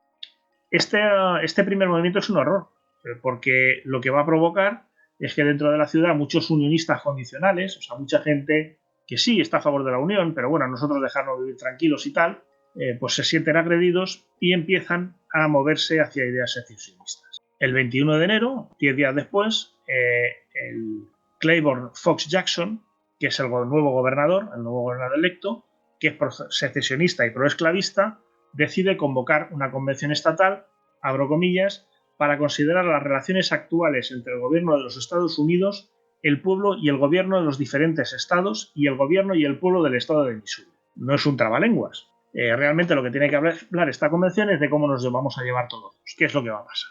Y pues anima a todos los que son secesionistas a que elijan compromisarios que vayan a votar por unirse al sur. De hecho, lo que él espera es que la convención pues organice la milicia estatal y ponga a Missouri en pie de él. Sin embargo, Missouri tiene en el bando unionista pues a un personaje de mucho peso, que es Francis Blair. Francis Blair, pues es de una familia muy poderosa. De hecho, su padre y su hermano son asesores de Abraham Lincoln en Washington, aunque irónicamente son una familia que tiene esclavos. Es estas pequeñas contradicciones que tiene pues estos momentos de cambio, de decisiones políticas muy bruscas. En toda tormenta pues hay barcos que navegan marcha atrás, no se sabe muy bien por qué. Pues es lo que pasa con los Blair y en concreto con Francis Blair, que es un personaje importantísimo en Missouri en este momento. ¿Por qué? Porque Blair organiza los Home Guards. Los Home Guards es una milicia, en su mayoría compuesta por ciudadanos de origen alemán. En Missouri había muchos inmigrantes alemanes, que son los hombres de Blair. Es decir, él los arma y él los manda. Y él había empezado este proceso ya en diciembre de 1860. Es decir, en cuanto Carolina del Sur se separa, sí, él Blair ya se pone en marcha. Empieza a olerse la tostada. Obviamente en ese momento ya se han producido las elecciones a gobernador, con lo cual se ha elegido a Claiborne Fox Jackson, que es pro secesión, y dice, bueno, aquí se va a liar. Y necesita, pues empezar a tomar posiciones. Es una de las personas que están detrás del movimiento de estos 40 regulares de los que hablábamos antes, y su siguiente movimiento va a ser neutralizar a William Haywood Bell, que es el comandante a cargo del Arsenal de San Luis. El Arsenal de San Luis, pues es la principal base militar del estado. Allí hay, como nos ha pasado en Little Rock o como nos ha pasado en San Antonio, es decir, hay mucho armamento, hay muchos bienes que una milicia estatal necesita para armarse, y Blair, antes de que el gobernador se mueva, antes de que estas milicias se pongan en marcha, consigue que se estacione una compañía del 2º de infantería bajo el mando del capitán Nathaniel Lyon, otro personaje importante en Missouri en estos meses, que también es un gran abolicionista, en Jefferson Barracks. Es decir, esto está cerca del Arsenal. Desde aquí lo podemos también tener pues más o menos controlado, y no contento con establecer tropas cerca del Arsenal, telegrafía a su hermano, ya hemos comentado, ¿no? Está cerca de Lincoln, para que Haywood Bell sea sustituido por el comandante Peter Valentine Hagner, es decir, por alguien pues no tan sospechoso de entregar el Arsenal a los secesionistas. Nos vamos a la convención. El 18 de febrero se celebra la votación y de 140.000 votos, 110.000 van a los candidatos unionistas. Es decir, parece que en este caso no hay duda, ¿no? El Estado está a favor de mantenerse en la Unión. Lo que pasa es que estos votos, estos candidatos unionistas, están separados en dos grupos. Están los unionistas incondicionales, que dirige el propio Blair. Están los unionistas condicionales, dirigidos por Sterling Price, un ex gobernador, y luego están los secesionistas condicionales, que son el grupo minoritario. Es decir, realmente, salvo el grupo de Blair, nadie tiene muy claro qué es lo que va a pasar. En todo caso, el 9 de marzo la convención vota, y vota por 98 votos a 1 permanecer. Sin embargo, desaprueba cualquier intención de emplear la fuerza contra los estados separados. Esos deben ser los condicionales, ¿no? Así se queda la cosa. Mientras tanto, Blair sigue manejando. ¿Os acordáis de Peter Valentine Hagner, que ha sido nombrado comandante del Arsenal de San Luis por manejos de Blair? Pues Blair sigue manejando, como digo, y consigue que sea Nathaniel Lyon el que sea nombrado comandante del Arsenal de San Luis. Y poco a poco, con estas Home Guards de origen alemán, pues ambos empiezan a hacerse con el control de Missouri. La cosa podría no haber pasado de ahí. Missouri podría haber sido un estado. Ahí parece, o sea, hasta ahora es un control total por parte de los unionistas. Sin demasiados problemas. Sí. Bueno, ese pequeño problema de que el gobernador es proconfederado, y que la milicia, lógicamente, pues tiene tendencia a ser pro-confederada, pero oye, como Blair ha organizado su propia milicia, pues no pasa nada. Y tiene gente colocada en lugares estratégicos. Llega el mes de abril, aparentemente, bien. y hay que celebrar elecciones municipales. ¿Y qué pasa? Que la ganan los secesionistas. Tanto condicional es lo que pasa, que no sabemos muy bien si vamos para Málaga o vamos para Santander. Pues es lo que pasa. Y estos, digamos, municipios, estos alcaldes, sobre todo en San Luis, se empiezan a crear compañías de Missouri Minutemen. El Minutemen era eran estas milicias de la guerra de independencia. Pues retoman el nombre y empiezan a crearse compañías cuya función, obviamente, es enfrentarse a la Home Guard unionista de Blair. Esto empieza a parecerse cada vez más a un polvorín. Sí, va a haber una guerra civil, claramente. Obviamente, el gobernador Jackson pues no se corta, ¿no? Y cuando Lincoln solicita, el 17 de abril, solicita tropas voluntarias, cuando Lincoln solicita tropas voluntarias, el 17 de abril, Jackson le contesta: en mi opinión, su exigencia es ilegal, inconstitucional y revolucionaria en su objeto, inhumana y diabólica y no puede ser atendida. El estado de Missouri no enviará ni un solo hombre para colaborar en una cruzada maligna. Chúpate esa, Abraham. Cruzada maligna. Qué frase, tío. Bueno, tremendo. Y además eso es inhumana y diabólica, ojo. Totalmente. Pero de todas formas te digo una cosa, yo entiendo su posición. O sea, entiendo su posición que hay situaciones en las cuales, bueno, pues dice, van a atacar estados hermanos y van a intentar acabar con su forma de vida y tal y cual. Pero, joder, utilizar estos términos cuando estás explotando a seres humanos, que por mucho que para ellos a lo mejor los consideren animales, pero sabía perfectamente que son seres humanos. Córtate un poco, colega. No sé, muy fuerte. Pues esa es la respuesta de Jackson. Dicho esto, hemos visto este vaivén que vamos teniendo en Missouri, y a pesar de que manda a Lincoln a darse un paseo, no solicita la secesión. Es decir, Jackson es consciente que la convención ha votado en contra y si bien algunos de sus conciudadanos empiezan a presionar en este sentido, él decide como gobernador pues no entrar en este juego. Y volvemos pues a la manzana de la discordia, volvemos al arsenal de San Luis, ¿no?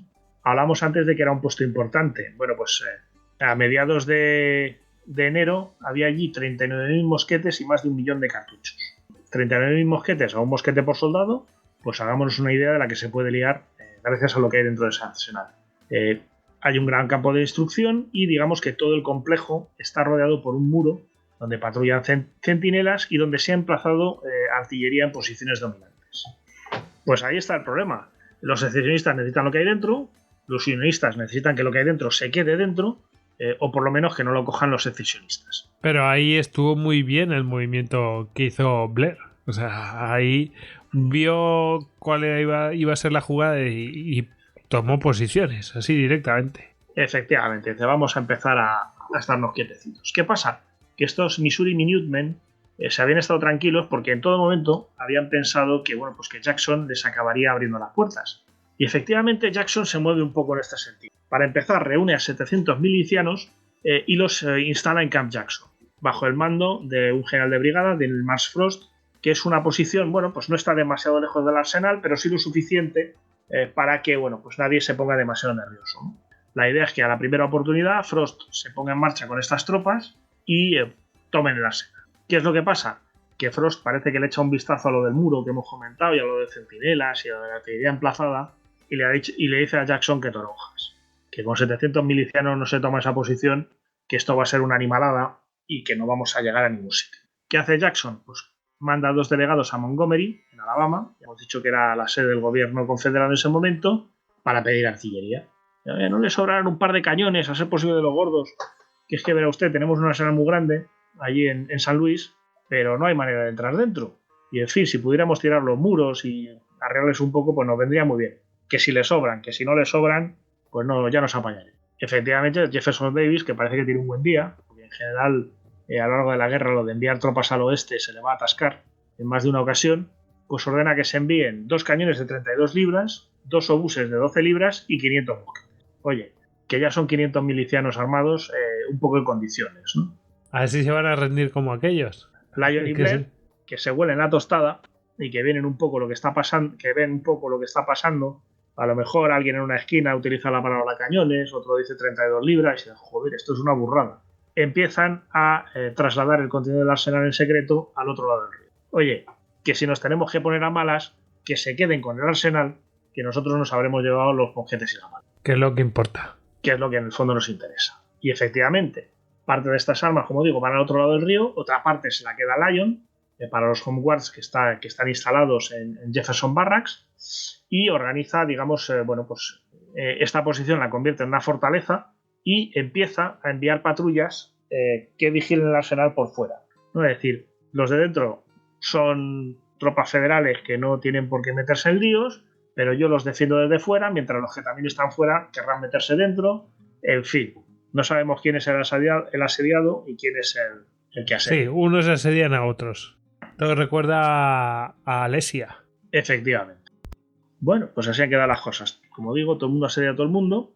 El 18 de abril, un general de brigada valiente e imprudente, William S. Harney, decreta que todo lo que está haciendo Lion, que también es militar, recordemos, es ilegal. ¿Qué es lo que hace? Pues Blair se las apaña para que sea despedido. Ya está, nos hemos quitado. ¿Qué es ilegal? Despedido. ¿Alguien más tiene que opinar? A partir de aquí, Lion empieza a organizar lo que se llaman organizaciones secretas leales, es decir, pequeños grupos al margen de la Home Guard, ¿no? que bueno, pues es más visible, para que bueno, pues se empiecen a preparar para lo que va a pasar. Es decir, 5 días después hay 3.000 de estos leales defendiendo los muros del arsenal. El 3 de mayo está prevista una revista anual de la milicia y temiendo que el gobernador Jackson aproveche que la milicia del estado, los que han podido llegar, porque claro, estas revistas anuales estaban muy bien para el que vivía cerca, ¿no? El que vivía a la otra punta del estado pues ya debería tener menos gracia. Pero bueno, el caso es que se prevé una gran concentración de tropas de la milicia estatal y bueno, pues temiendo que Jackson aproveche estas tropas para atacar el arsenal, que todavía por lo visto no debe de haber sido vacío del todo, Lion decide atacar primero y moverse contra Camp Jackson, que os acordáis, era donde los Missouri Minutemen se estaban concentrando, donde Jackson había empezado a concentrarlos para dar ese golpe de mano que tenía que dirigir al general de brigada Frost. Los cañones no habían llegado. El 10 de mayo, con 6.000 hombres entre voluntarios y irregulares, Lion se dirige a Camp Jackson y los hombres de Frost se rinden. Aquí, bueno, pues tiene lugar uno de estos desencadenantes, ¿no? Estos acelerantes de este tipo de situaciones. Lion exige que los hombres de Frost juren fidelidad a la Unión. La mayoría se niegan, son capturados y se organiza pues una marcha de prisioneros hacia el arsenal, ¿no? Hasta el arsenal. A lo largo de esta marcha, bueno, pues alguien dispara, otro dispara también, se producen muertos, se producen heridos y San Luis se ve sometida a varios días de guerra. Es decir, esta marcha de un poco de humillación de las tropas, de las milicias bajo control del gobernador, pues en realidad a Lion se le van un poco de madre y acaba pues con revueltas. ¿Qué es lo que pasa? Al día siguiente, 11, la Asamblea General de Missouri aprueba la ley militar del gobernador Jackson. El estado es puesto en pie de guerra, se reorganiza la milicia y se dan poderes ejecutivos muy importantes a Jackson. Es decir, está claro que los manejos de Blair y Lion, que vienen a representar en cierto modo al gobierno federal, es decir, no son personalidades del estado, y si bien la convención estatal ha votado en contra de la secesión, bueno, pues parece que los movimientos de estos dos señores ya empiezan a cabrear mucho a los próceres en Missouri y deciden que, bueno, pues que el gobernador Jackson tiene que tener poderes como para acabar con esto, ¿no? Quien es el que recibe el mando de la milicia es Sterling Price, del que hemos hablado antes, el antiguo gobernador que había sido gobernador del estado, y que va a recibir ahora el nombre de los Missouri State Guards. Es decir, es reorganizada y empieza, digamos, una fase ya más belicista. Es decir, a partir de aquí ya nos vamos a encontrar con que empiezan los enfrentamientos más serios. Lo primero que hace Sterling Price es llegar a un acuerdo con Harney para que, bueno, la Unión pueda mantener el control de la capital, pero el gobernador mantendrá el control de lo que es el resto del estado. Pero ya hemos dicho, Blair se lo había quitado de encima y efectivamente el 30 de mayo esto sucede. Lion asciende a general de brigada de voluntarios y recibe el mando de todas las fuerzas de la Unión en la zona. A 24 de mayo estamos hablando de 8 regimientos de voluntarios, una compañía del 2º de Infantería, 180 reclutas del ejército regular, que parece que bueno, pues estaban de camino a algún centro, digamos, de entrenamiento y son parados ahí, y la batería de Totten. ¿Os acordáis de esa batería que estaba en Little Rock, Arkansas, que se había rendido y que se había marchado? Pues en este momento está en San Luis. Estamos hablando de entre 14.000 y 15.000 hombres. Ya estamos hablando de un pequeño ejército. Jackson en el exterior está organizando, el gobernador Jackson en el exterior de San Luis está organizando su propio ejército y bueno, pues en breve empezará la campaña de Missouri. La campaña de Missouri, que se va a librar entre tropas de la Unión y voluntarios que quieren, digamos que responden al llamamiento de Lincoln, con lo cual son regimientos de voluntarios de la Unión, y las milicias de Missouri, que no son tropas confederadas. No son tropas confederadas porque Missouri no es un estado confederado. Y en esto se va a dar un fenómeno muy interesante, y es que Jefferson Davis, el presidente confederado, a pesar de que bueno, puede regalar unos cañones y unos fusiles, pero se niega mucho a enviar tropas confederadas a Missouri. ¿Por qué? Porque si, digamos, una de las razones políticas de la secesión es el derecho soberano de los estados, de cada uno de los estados de la Unión. No me lo digas, pues también está el derecho soberano a no unirse a la Confederación. Y sobre todo, aquello que queda muy feo de que tropas confederadas entren en un estado no confederado para bueno, convertirlo en estado confederado, ¿no? Es decir, esto tiene toda la pinta de ser una invasión pura y dura y es algo que Jefferson Davis no quiere. Sí, vamos, que te quita la razón. Es decir, tu razonamiento por el que tú te has apoyado para proclamar tu secesión, pues es que lo estás tirando para abajo. En fin, o sea que, bueno, tiene su sentido. Es coherente. Y yo creo que para terminar, si te parece, Goyo, vamos a volver a Texas. Vamos a volver a Texas porque tenemos esta pequeña campaña en Arkansas, pero esta campaña en Arkansas, de la que hablaremos en su día, porque también es interesante. Campaña en Arkansas, Missouri, Arkansas. Esta campaña en la que van a ser actores fundamentales, pues Lyon, Jackson, Sterling Price, y todos estos personajes. E incluso veremos a un McCulloch, que nos suena ya de Texas, subir para allá.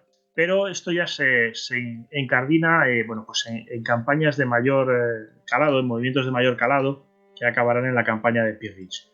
Nos queda un territorio que no existía en ese momento, pero nos queda un pequeño territorio confederado que se va a crear en ese momento. Ya hemos visto la secesión de Luisiana, hemos visto la secesión de Arkansas, hemos visto la no secesión de Missouri, hemos visto la secesión de Texas, y los tejanos, pues se van a mover hacia el oeste. Pero ¿sabes cuándo se van a mover? Después de la pausa que vamos a hacer. Ah, no te digo. Eso es.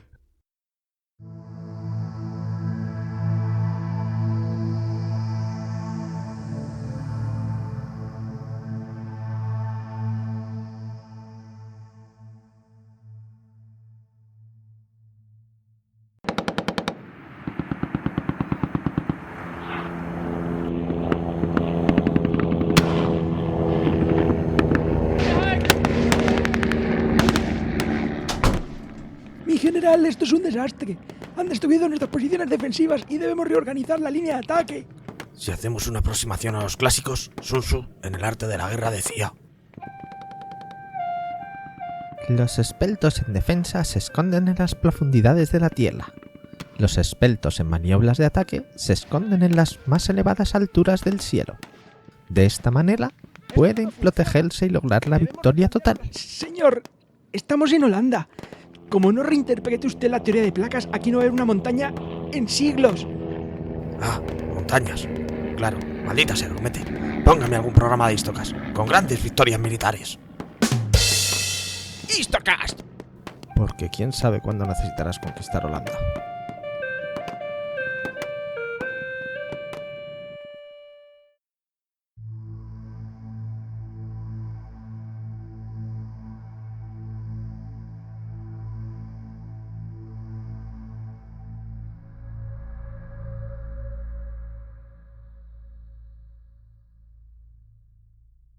Bueno, vamos a ver qué iban a hacer estos señores de Texas y hacia dónde van a ir, porque me parece que van a ir a un estado que no existía. Efectivamente, como decía, vamos a incluir un territorio más, que es la Arizona Confederada. Si alguien coge un mapa de los Estados Unidos actualmente, tenemos el estado de Texas, tenemos Nuevo México y tenemos Arizona, ¿no? En el camino, digamos, hacia California. Pues la Arizona Confederada, lo que se llamaría la Arizona Confederada, va a ser la mitad sur del estado de Nuevo México.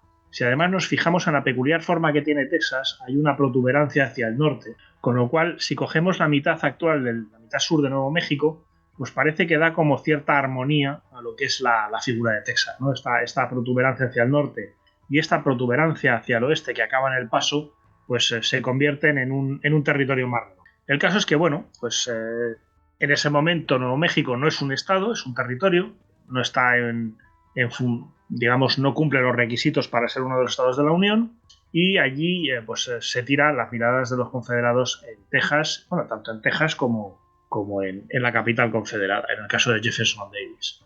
¿Por qué conquistar este territorio? Pues para Jefferson Davis parece que consideró que era un territorio muy rico y que además bueno, tenía poca defensa, ¿no? Es decir, había pocos defensores, lo cual venía muy bien. Para el teniente coronel John Robert Baylor, que es el primer oficial confederado que va a entrar en la región, lo importante son los recursos minerales. Hay que decir que por ahí pasaba el camino de Santa Fe. El camino de Santa Fe iba a California, y en California había oro, y desde allí se podía ascender hacia el norte, hacia Colorado, y en Colorado había oro.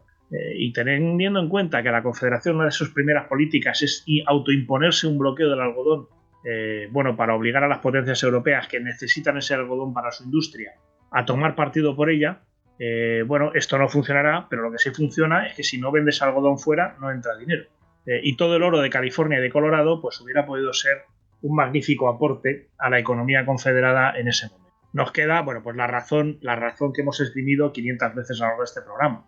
Hay guarniciones de ejército permanente y en esas guarniciones hay armas y hay munición. Es decir, no es el arsenal de San Luis, pero bueno, pues puede ser muy interesante. Y además, para ciertos sectores en esas zonas que me imagino que la población no era muy amplia, cualquier cosa sería estupendísimo. Efectivamente. Y además, bueno, pues es para determinados, como digo, grupos sociales, plantadores de algodón y similares, pues es un buen territorio en el que desarrollar la institución especial, o sea, la institución especial del sur, que era básicamente, bueno, pues... un eufemismo. Sí, un eufemismo como cualquier otro, en fin, tremendo. Aunque lo cierto es que en esta zona no había dado mucho reto. ¿Qué opina la población de la zona? Pues podemos dividirla en dos grandes bloques.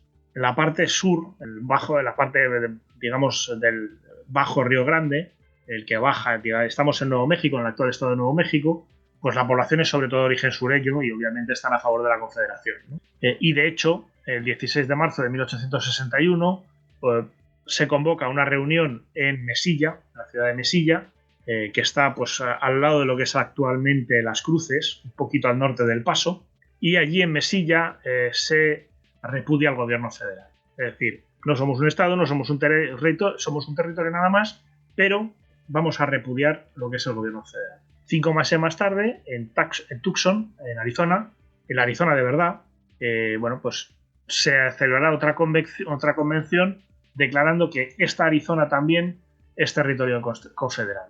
Pero para esto todavía quedan muchas cosas. Si subimos Río Grande arriba, entonces la cosa cambia. La población se va haciendo cada vez más hispana y la población hispana de la gente, pues tiene un cierto... ¿Quiénes eran sus rivales? Los rivales de esa población hispana. Pues efectivamente, los blancos que vienen del este, ¿no?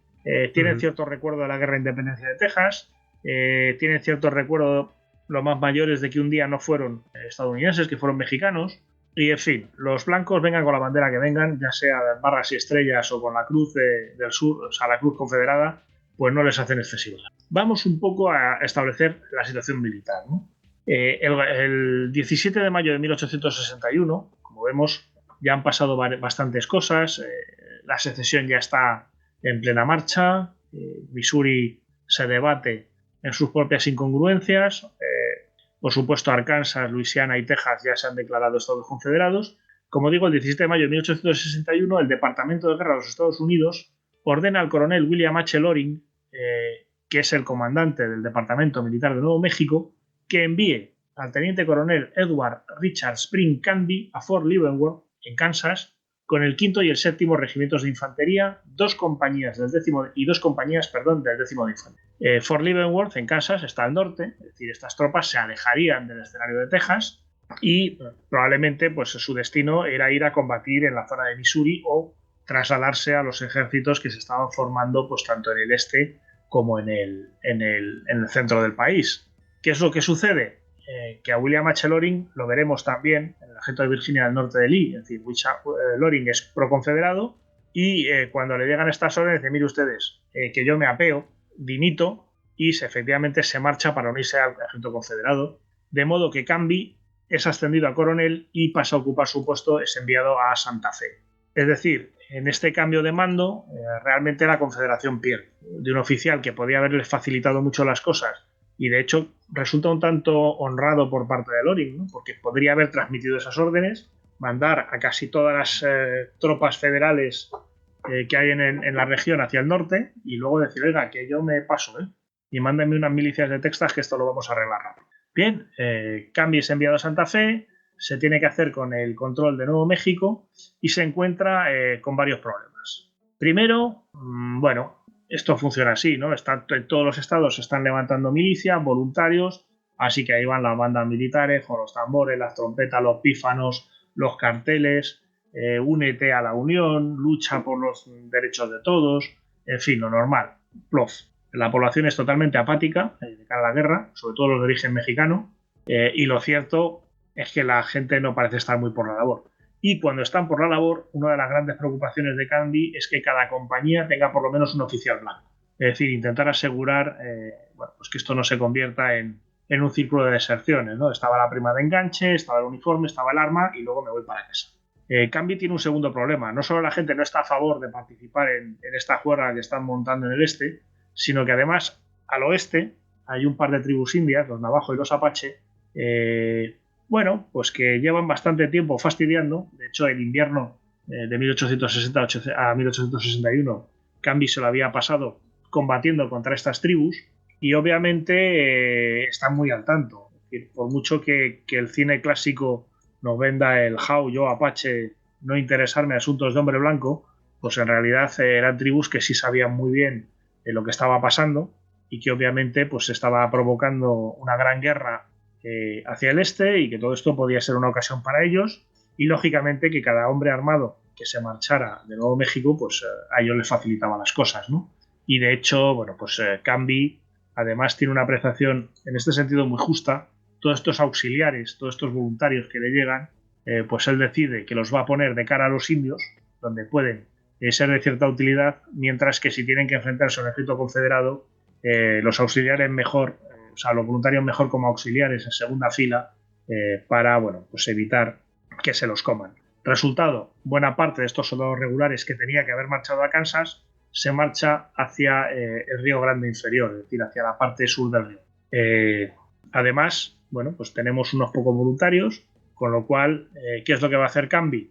Pues el 8 de septiembre solicita en el territorio de Colorado que organice y le envíe entre 4 y 6 compañías de tropas. Es decir, si los míos no están por la labor, pues vamos a ver si me vienen tropas de por allí. Y efectivamente, desde Colorado, ya en julio se había organizado el primer regimiento de voluntarios de Colorado y bueno, pues se le van a mandar tropas. Este regimiento se había fundado, por cierto, a raíz de que un grupo de simpatizantes sureños, de simpáticos simpatizantes sureños, alzaran la bandera confederada en Denver y se pusieran a armar fuego. Abundando un poquito en la unidad, se trata, como muchas de las que se van a organizar, sobre todo al principio en estas regiones, de un regimiento mixto, es decir, hay compañías de infantería y hay compañías de caballería.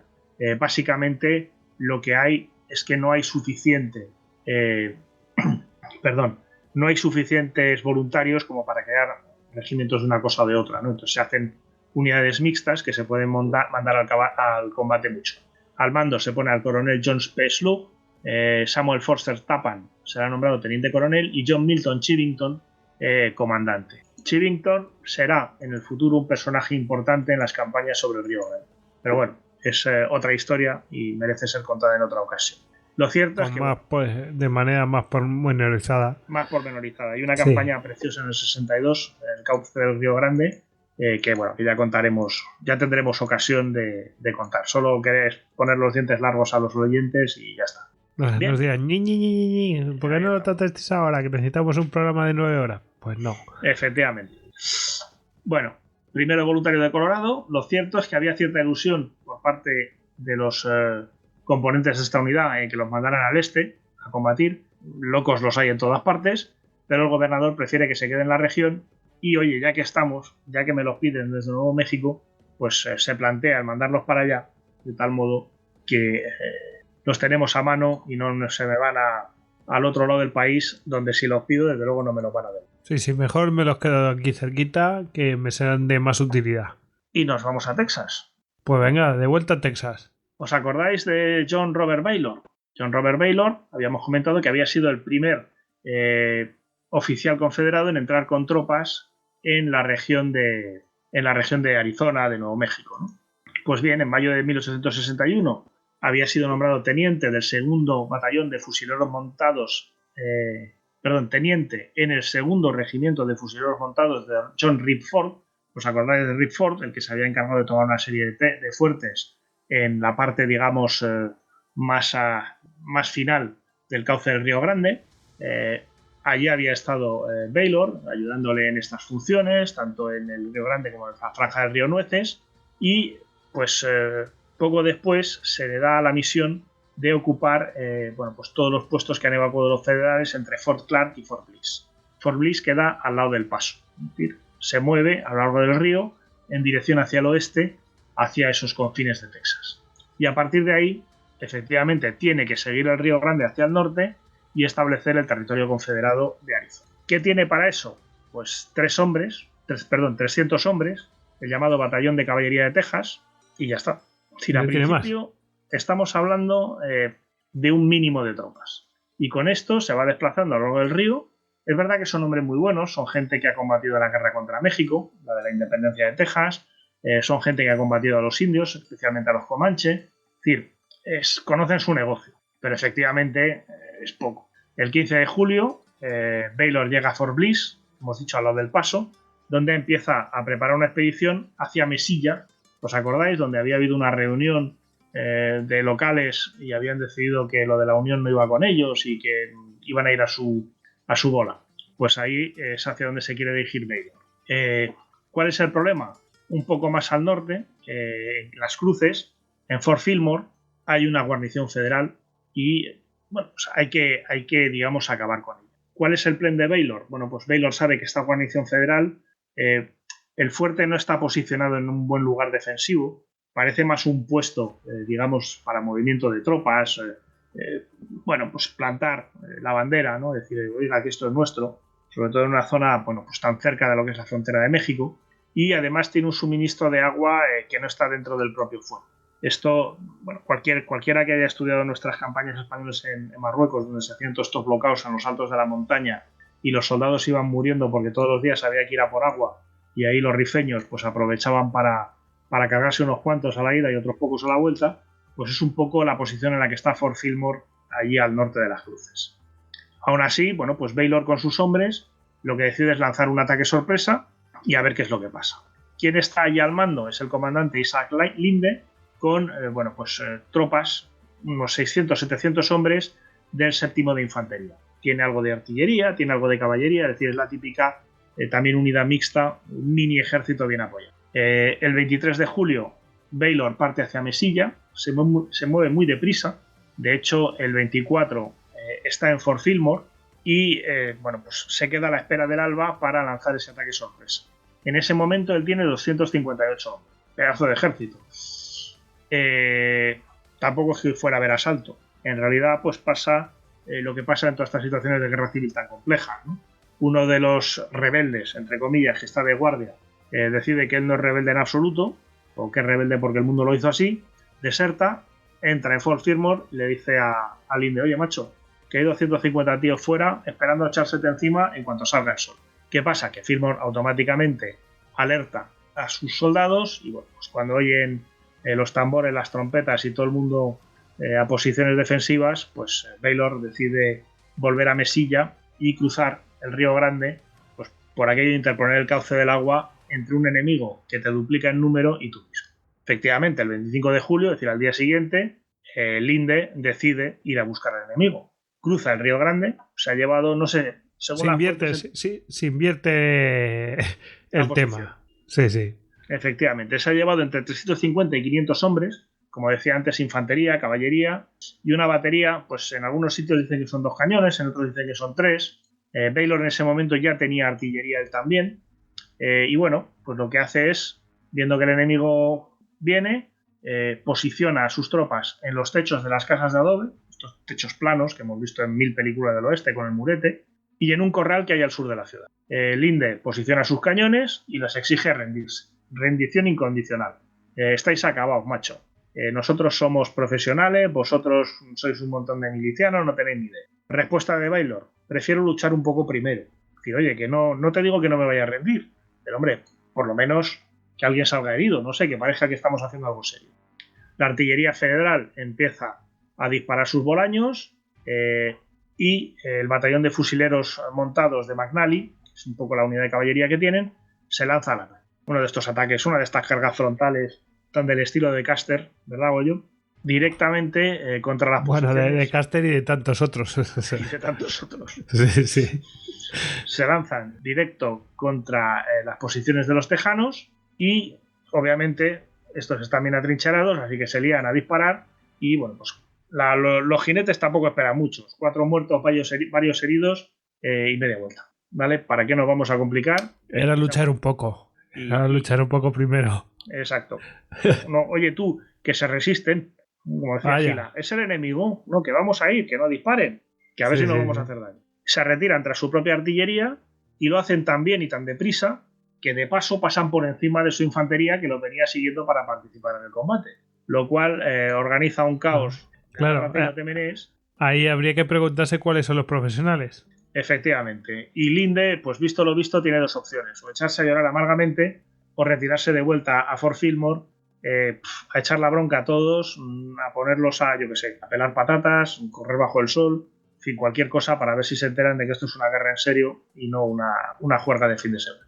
Baylor, en este momento, el mismo que 24 horas antes pretendía lanzar un asalto sorpresa con 250 hombres contra 600, se teme que todo esto sea algún tipo de engaño y decide quedarse donde está, virgencita, que para qué no vamos a ir a complicar. Que no seamos libros de una ya de primeras. 26 de julio, parece que la cosa va en serio, que los federales se han retirado y oye, pues vamos a tirar para allá. Total, para volverme donde estoy y que me sigan otra vez, pues siempre estamos aquí. Efectivamente, se adelanta hasta Fort Fillmore, ahí emplaza sus cañoncitos, un par de ellos, y empieza a tirar sus bolaños contra el fuerte. Linde sabe que Fort Fillmore, ya lo hemos comentado antes, no es una buena posición defensiva, sabe que es cuestión de tiempo, es decir, la sed, la comida, en fin. El asedio no parece ofrecer buenas perspectivas. Visto lo visto, parece que salir a dar batalla tampoco ofrece buenas perspectivas y el 27 de julio a medianoche ordena incendiarlo todo y se marcha. Aquí ya es donde comete el error garrafal, ¿no? Su idea es, en vez de seguir el cauce del río hacia el norte, pensando que bueno, pues la población puede serle hostil y que esto le puede dar problemas, decide marcharse hacia el este. Es decir, se interna en el desierto hacia San Agustín Springs, unas fuentes, unos manantiales que hay 32 kilómetros al este. El que mire un mapa de la región, pues hay que atravesar un tramo de desierto de Atacama y luego hay un pedazo de farallón que se cruza a través precisamente del paso de San Agustín. ¿Has dicho Atacama? Efectivamente, para llegar al otro lado, ¿no? Y una vez llegadas a los pozos de San Agustín, hay que recorrer otros 225 kilómetros más hasta Fuerte Stanton. Pero esa ya es otra historia. Lo primero que quiere Linde es llegar a los pozos. Allí puede establecer una posición defensiva, puede acumular agua y luego ponerse en marcha. Bueno, pues con toda tranquilidad, Baylor lo persigue. Falla la logística de los federales, o sea, el calor se los va comiendo, van abandonando el equipo. Como decía, el paso de San Agustín, el que quiera buscarlo en el mapa, si pones el Google Maps, la función de relieve, hay una especie de cresta kilométrica que recorre el país, es un desnivel.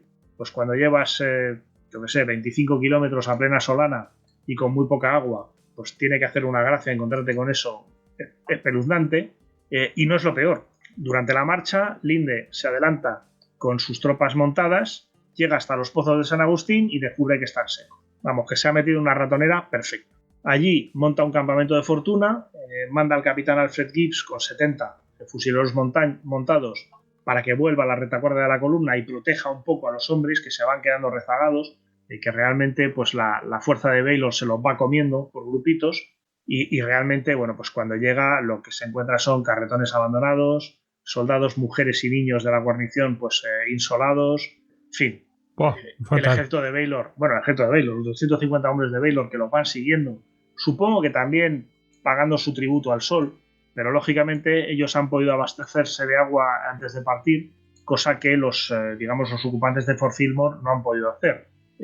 Bueno, cuando Baylor llega a la cima del paso, pues ahí está pues toda la impedimenta del ejército de Lynn, los cañones, y a 8 kilómetros más allá, bueno, pues tras haberse cruzado, como dice el propio Baylor, con soldados medio desvanecidos y hambrientos que arrojaban las armas y rogaban un poco de agua, llegan ante San Agustín Spring. Allí, bueno, pues lo que se encuentra es una bandera blanca plantada en la arena, diciendo, bueno, pues no podemos, no tiene sentido, no tenemos nada que hacer. Baylor, que debía ser un pelín vengativo, le dice a Linde que rendición incondicional, macho, lo mismo que me has propuesto tú en Mesilla. Sí, la verdad es que tiene lógica. Lo que pasa es que Linde obviamente no tiene las opciones que tenía Baylor en Mesilla y efectivamente sus oficiales protestan. A mí esto siempre me hace gracia, estas historias de los oficiales, no podemos rendirnos. Por dignidad, ¿no? Sí, Cretinoide. ¿Qué pretendes hacer? ¿Escupirles? Es decir, no, ni para eso tenían, porque no tenían ni para tener saliva. Entonces, bueno, pues Linde acepta la rendición y los confederados toman entre 500 y 600 prisioneros. Todo esto, pues prácticamente sin haber pegado un tiro y sin haber sufrido casi bajas, ¿no? Es decir, además soldados regulares, o sea, no estamos hablando de voluntarios. 600 prisioneros con la artillería, con las armas, equipo, caballos, carros, mulas, bueyes. Lo bueno que tenían los bueyes, sobre todo en estas regiones, es que eran comida que se desplazaba sola. Luego, cuando llegaba el momento, matabas al buey, lo despiezabas y te lo comías. Había que darles hierba de vez en cuando. Pero bueno, aguantaba. Es una gran victoria. De hecho, y tanto, pero esto, fíjate que podría haberse decantado del otro lado. Pues perfectamente, si el ataque de Linde hubiera sido más decidido o hubiera funcionado mejor. Pero el caso es que Baylor, bueno, pues consigue dos cosas importantes. Bueno, tres, podríamos decir. Me voy hasta 4, mira, me siento generoso. Primero, como decíamos, la creación del Estado Confederado de Arizona. Segundo, abrir la ruta del Río Grande para invadir hacia el norte, hacia Colorado. Tercero, abrir el camino hacia el Pacífico, hacia California. Y además, para él mismo, el puesto de gobernador de este nuevo estado de Arizona, ¿no? Lo cual, pues, está bien, de jefe de milicias a gobernador. Así en poquito tiempo, pues es un ascenso tipo meteórico. Acaba aquí la campaña, pero no quiero acabar sin hacer un pequeño epílogo, ¿no? como he puesto aquí en el guión, epílogo californiano.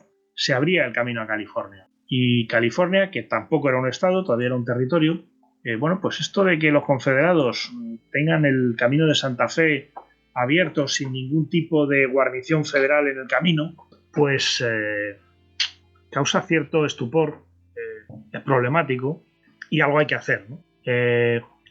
Se crea el 8º de Infantería de California, entre otros regimientos, bajo el mando del coronel Allen Lathan Anderson. Y bueno, este personaje, de estos peculiares, ¿no? Porque cuando se le pregunta, bueno, ¿y qué cree usted que quieren los rebeldes? Los rebeldes quieren conquistar California, Sonora, Chihuahua, Nuevo México, Arizona y Utah. Ojo, Sonora y Chihuahua que pertenecen a México. Pero oye, puestos a imaginar, también quieren colonizar la Hawái y parte de Chile. En fin, parece que era un señor un tanto extremista. Lo que sí preocupa es que en ese momento 1/3 de la población de California es prosudista y solo queda un puesto militar, decía que no había ninguno, efectivamente, queda un puesto militar entre Texas y California, que es Fort Ewing. Bueno, el Departamento de Guerra había pedido precisamente, bueno, pues que California organizara este regimiento, un regimiento este regimiento, el 8º de California, que debía tener parte de infantería y 5 compañías de caballería, un poco lo que comentábamos, estos regimientos mixtos. En principio este regimiento tenía que haber vigilado la ruta de las diligencias, que pasa por Nevada y Utah, pero realmente va a ser desviado el coronel James Henry Carleton, que es otro oficial que está destacado digamos que está al mando después de que Edwin Sumner sea enviado al este, es puesto al mando del Departamento de California y decide que este regimiento de Lathan Anderson pues es mejor enviarlo al sur para vigilar el camino de Santa Fe y se pone un poco en marcha con un general de brigada al mando, George Wright, además un hombre especialmente agresivo, y que decide que, bueno, que si el plan inicial es irse hasta Fort Yuma, va mucho mejor si van hasta Nuevo México, ¿vale? Porque así cortan todas las comunicaciones de los confederados con California, con Colorado, con Utah y de paso tal vez con Sonora y con Chihuahua. En fin, es un poco pues, ver cómo esta pequeña acción en Texas, hemos hablado de una expedición de 260 a 300 hombres, pues realmente manda ondas de choque hasta el Pacífico, lo cual nos sirve, bueno, pues para cerrar este episodio y para dejar constancia de que, primero, empezar a defender esta tesis inicial, ¿no? La guerra de secesión no solo se combatió en el este, no solo se combatió en el centro del país, sino que se combatió al oeste del Mississippi y además fueron combates importantes, no por la cuantía de hombres, es decir, lo que en el este o en el centro pasa por un ejército, 60, 70, 80.000 hombres, 100.000 hombres, por supuesto es una entelequia al oeste del Mississippi. Ya hemos visto que bueno, pues que 15.000 hombres es un contingente importante, ¿no? El que reúnen Blair y Lyon en San Luis es un contingente importante y que realmente podemos tener batallas con mucho menos, con 300 o con 700 hombres. Pero realmente la influencia pues, de una acción tan mínima como la campaña de Mesilla pues podía llegar hasta el Pacífico, ¿no? Podía llegar hasta California y provocar que tropas que tenían que guarnecer una ruta por el norte pues sean desviadas hacia el sur y que pasen muchas cosas, ¿no? Como decía, eso te iba a decir, que es que pequeños combates, encuentros, o como le quieras llamar, tenían implicaciones estatales, o sea, a nivel del estado, pero mucho más, es decir, que podían afectar a varios estados, como el ejemplo que estás poniendo de este señor Henry Carleton, el George Wright, Wright que dice, oye, si voy hasta aquí, corto cualquier ánimo que tenga y además afecto a varios estados. Pues efectivamente esa es la historia. Volveremos sobre estas historias del oeste, porque realmente no es Death Valley, pero estamos en el oeste. Es decir, todo esto es muy interesante también. Bueno, y tan en el oeste que se lo digan a Baylor y a Lynn, ¿no? Exactamente. Y espero que tengamos una ocasión, como decía antes, de hacer un programa sobre los indios, que también es muy interesante, o hacer alguna entrada, es decir, tocar ese tema. Y bueno, pues en su momento, sobre todo esta campaña del Río Grande, una campaña ya más importante, que subirá hasta Santa Fe, de hecho, y pues las campañas de Arkansas y Missouri, que también tienen mucha mira. Bueno, pues nada, hasta aquí hemos llegado con este capítulo. Pues vamos con la bibliografía que viene de manos de Ediciones Salamina. Pues venga, vamos allá con un poco de bibliografía, algunos libros. Me voy a centrar solo en 3, porque pues, como esto tiene que ir evolucionando, este proyecto tiene que ir evolucionando, no nos vayamos a quedar sin bibliografía pues antes de arrear. Me voy a centrar en 3 que me parecen especialmente interesantes, de lo más general a lo más específico. El más general, James McPherson, Battle Cry of Freedom, The Civil War Era. Este libro es una historia general de la guerra civil, pero para mí tiene la gran virtud de que se dedica más de la mitad del espacio a todo lo que son los prolegómenos, los motivos, la situación antes del estallido, ¿no? Y aquí pues veremos cómo la guerra de México y la aparición de nuevos estados como Nuevo México, o territorios como Nuevo México, la entrada de Texas plenamente en la Unión, se hablará de la línea Nixon-Dixon, es decir, toda una serie de razones que tienen que ver con el oeste, como hemos ido contando, y que definen el estallido de la guerra civil.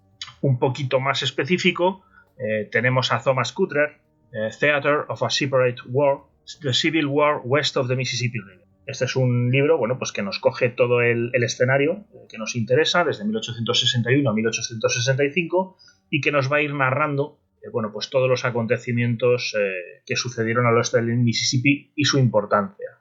A mí es un libro que además me gusta mucho como hilo conductor de todo esto que queremos narrar.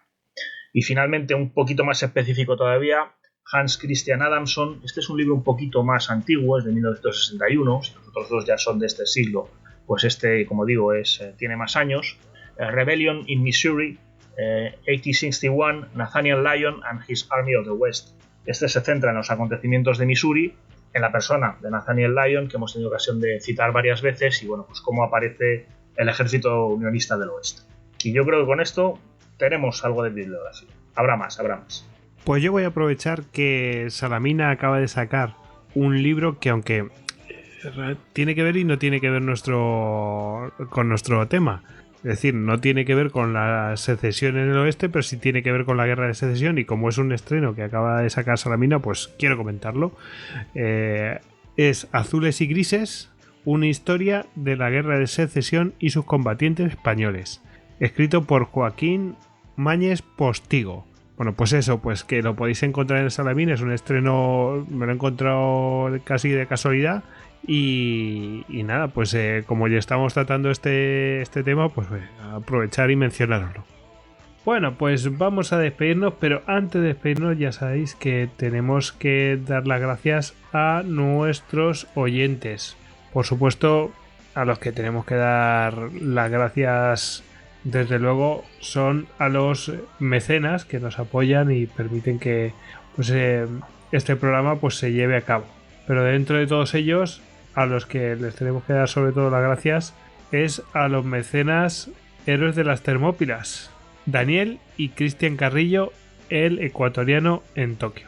Y bueno, pues Javi, muchas gracias por traernos esto, y además nos ha prometido que va a haber más, o sea, y distintos aspectos, y vamos a ir construyendo poco a poco pues una visión conjunta, ¿no? O más que conjunta, completa de toda la guerra de secesión. A ver si es verdad, y si además tenemos ocasión de que se sume más gente, pues estupendo. Perfecto. Bueno, pues ya sabéis que a Javi lo podéis encontrar en Twitter como @tamtamberamendi, que lo podéis encontrar también en Gem, que por cierto ya lo has mencionado. Has ido estás publicando pues post refiriéndote a todos estos temas, es decir que bueno, y también pueden ampliar la información o completarla, ver cosas, en fin. Y también lo podéis encontrar, por supuesto, como no, porque es director de la revista Despertaferro Historia Contemporánea. Así que Javi, buenas noches. Pues sí, todo eso junto. Eso es. Y bueno, nos podéis encontrar a todos nosotros en todas las redes sociales, pero bueno, en istocast.com, que es nuestra página web. Ahí tenéis toda la información. Ahora sí, nos despedimos. Venga, pues, agur. hasta luego. Semper Fidelis.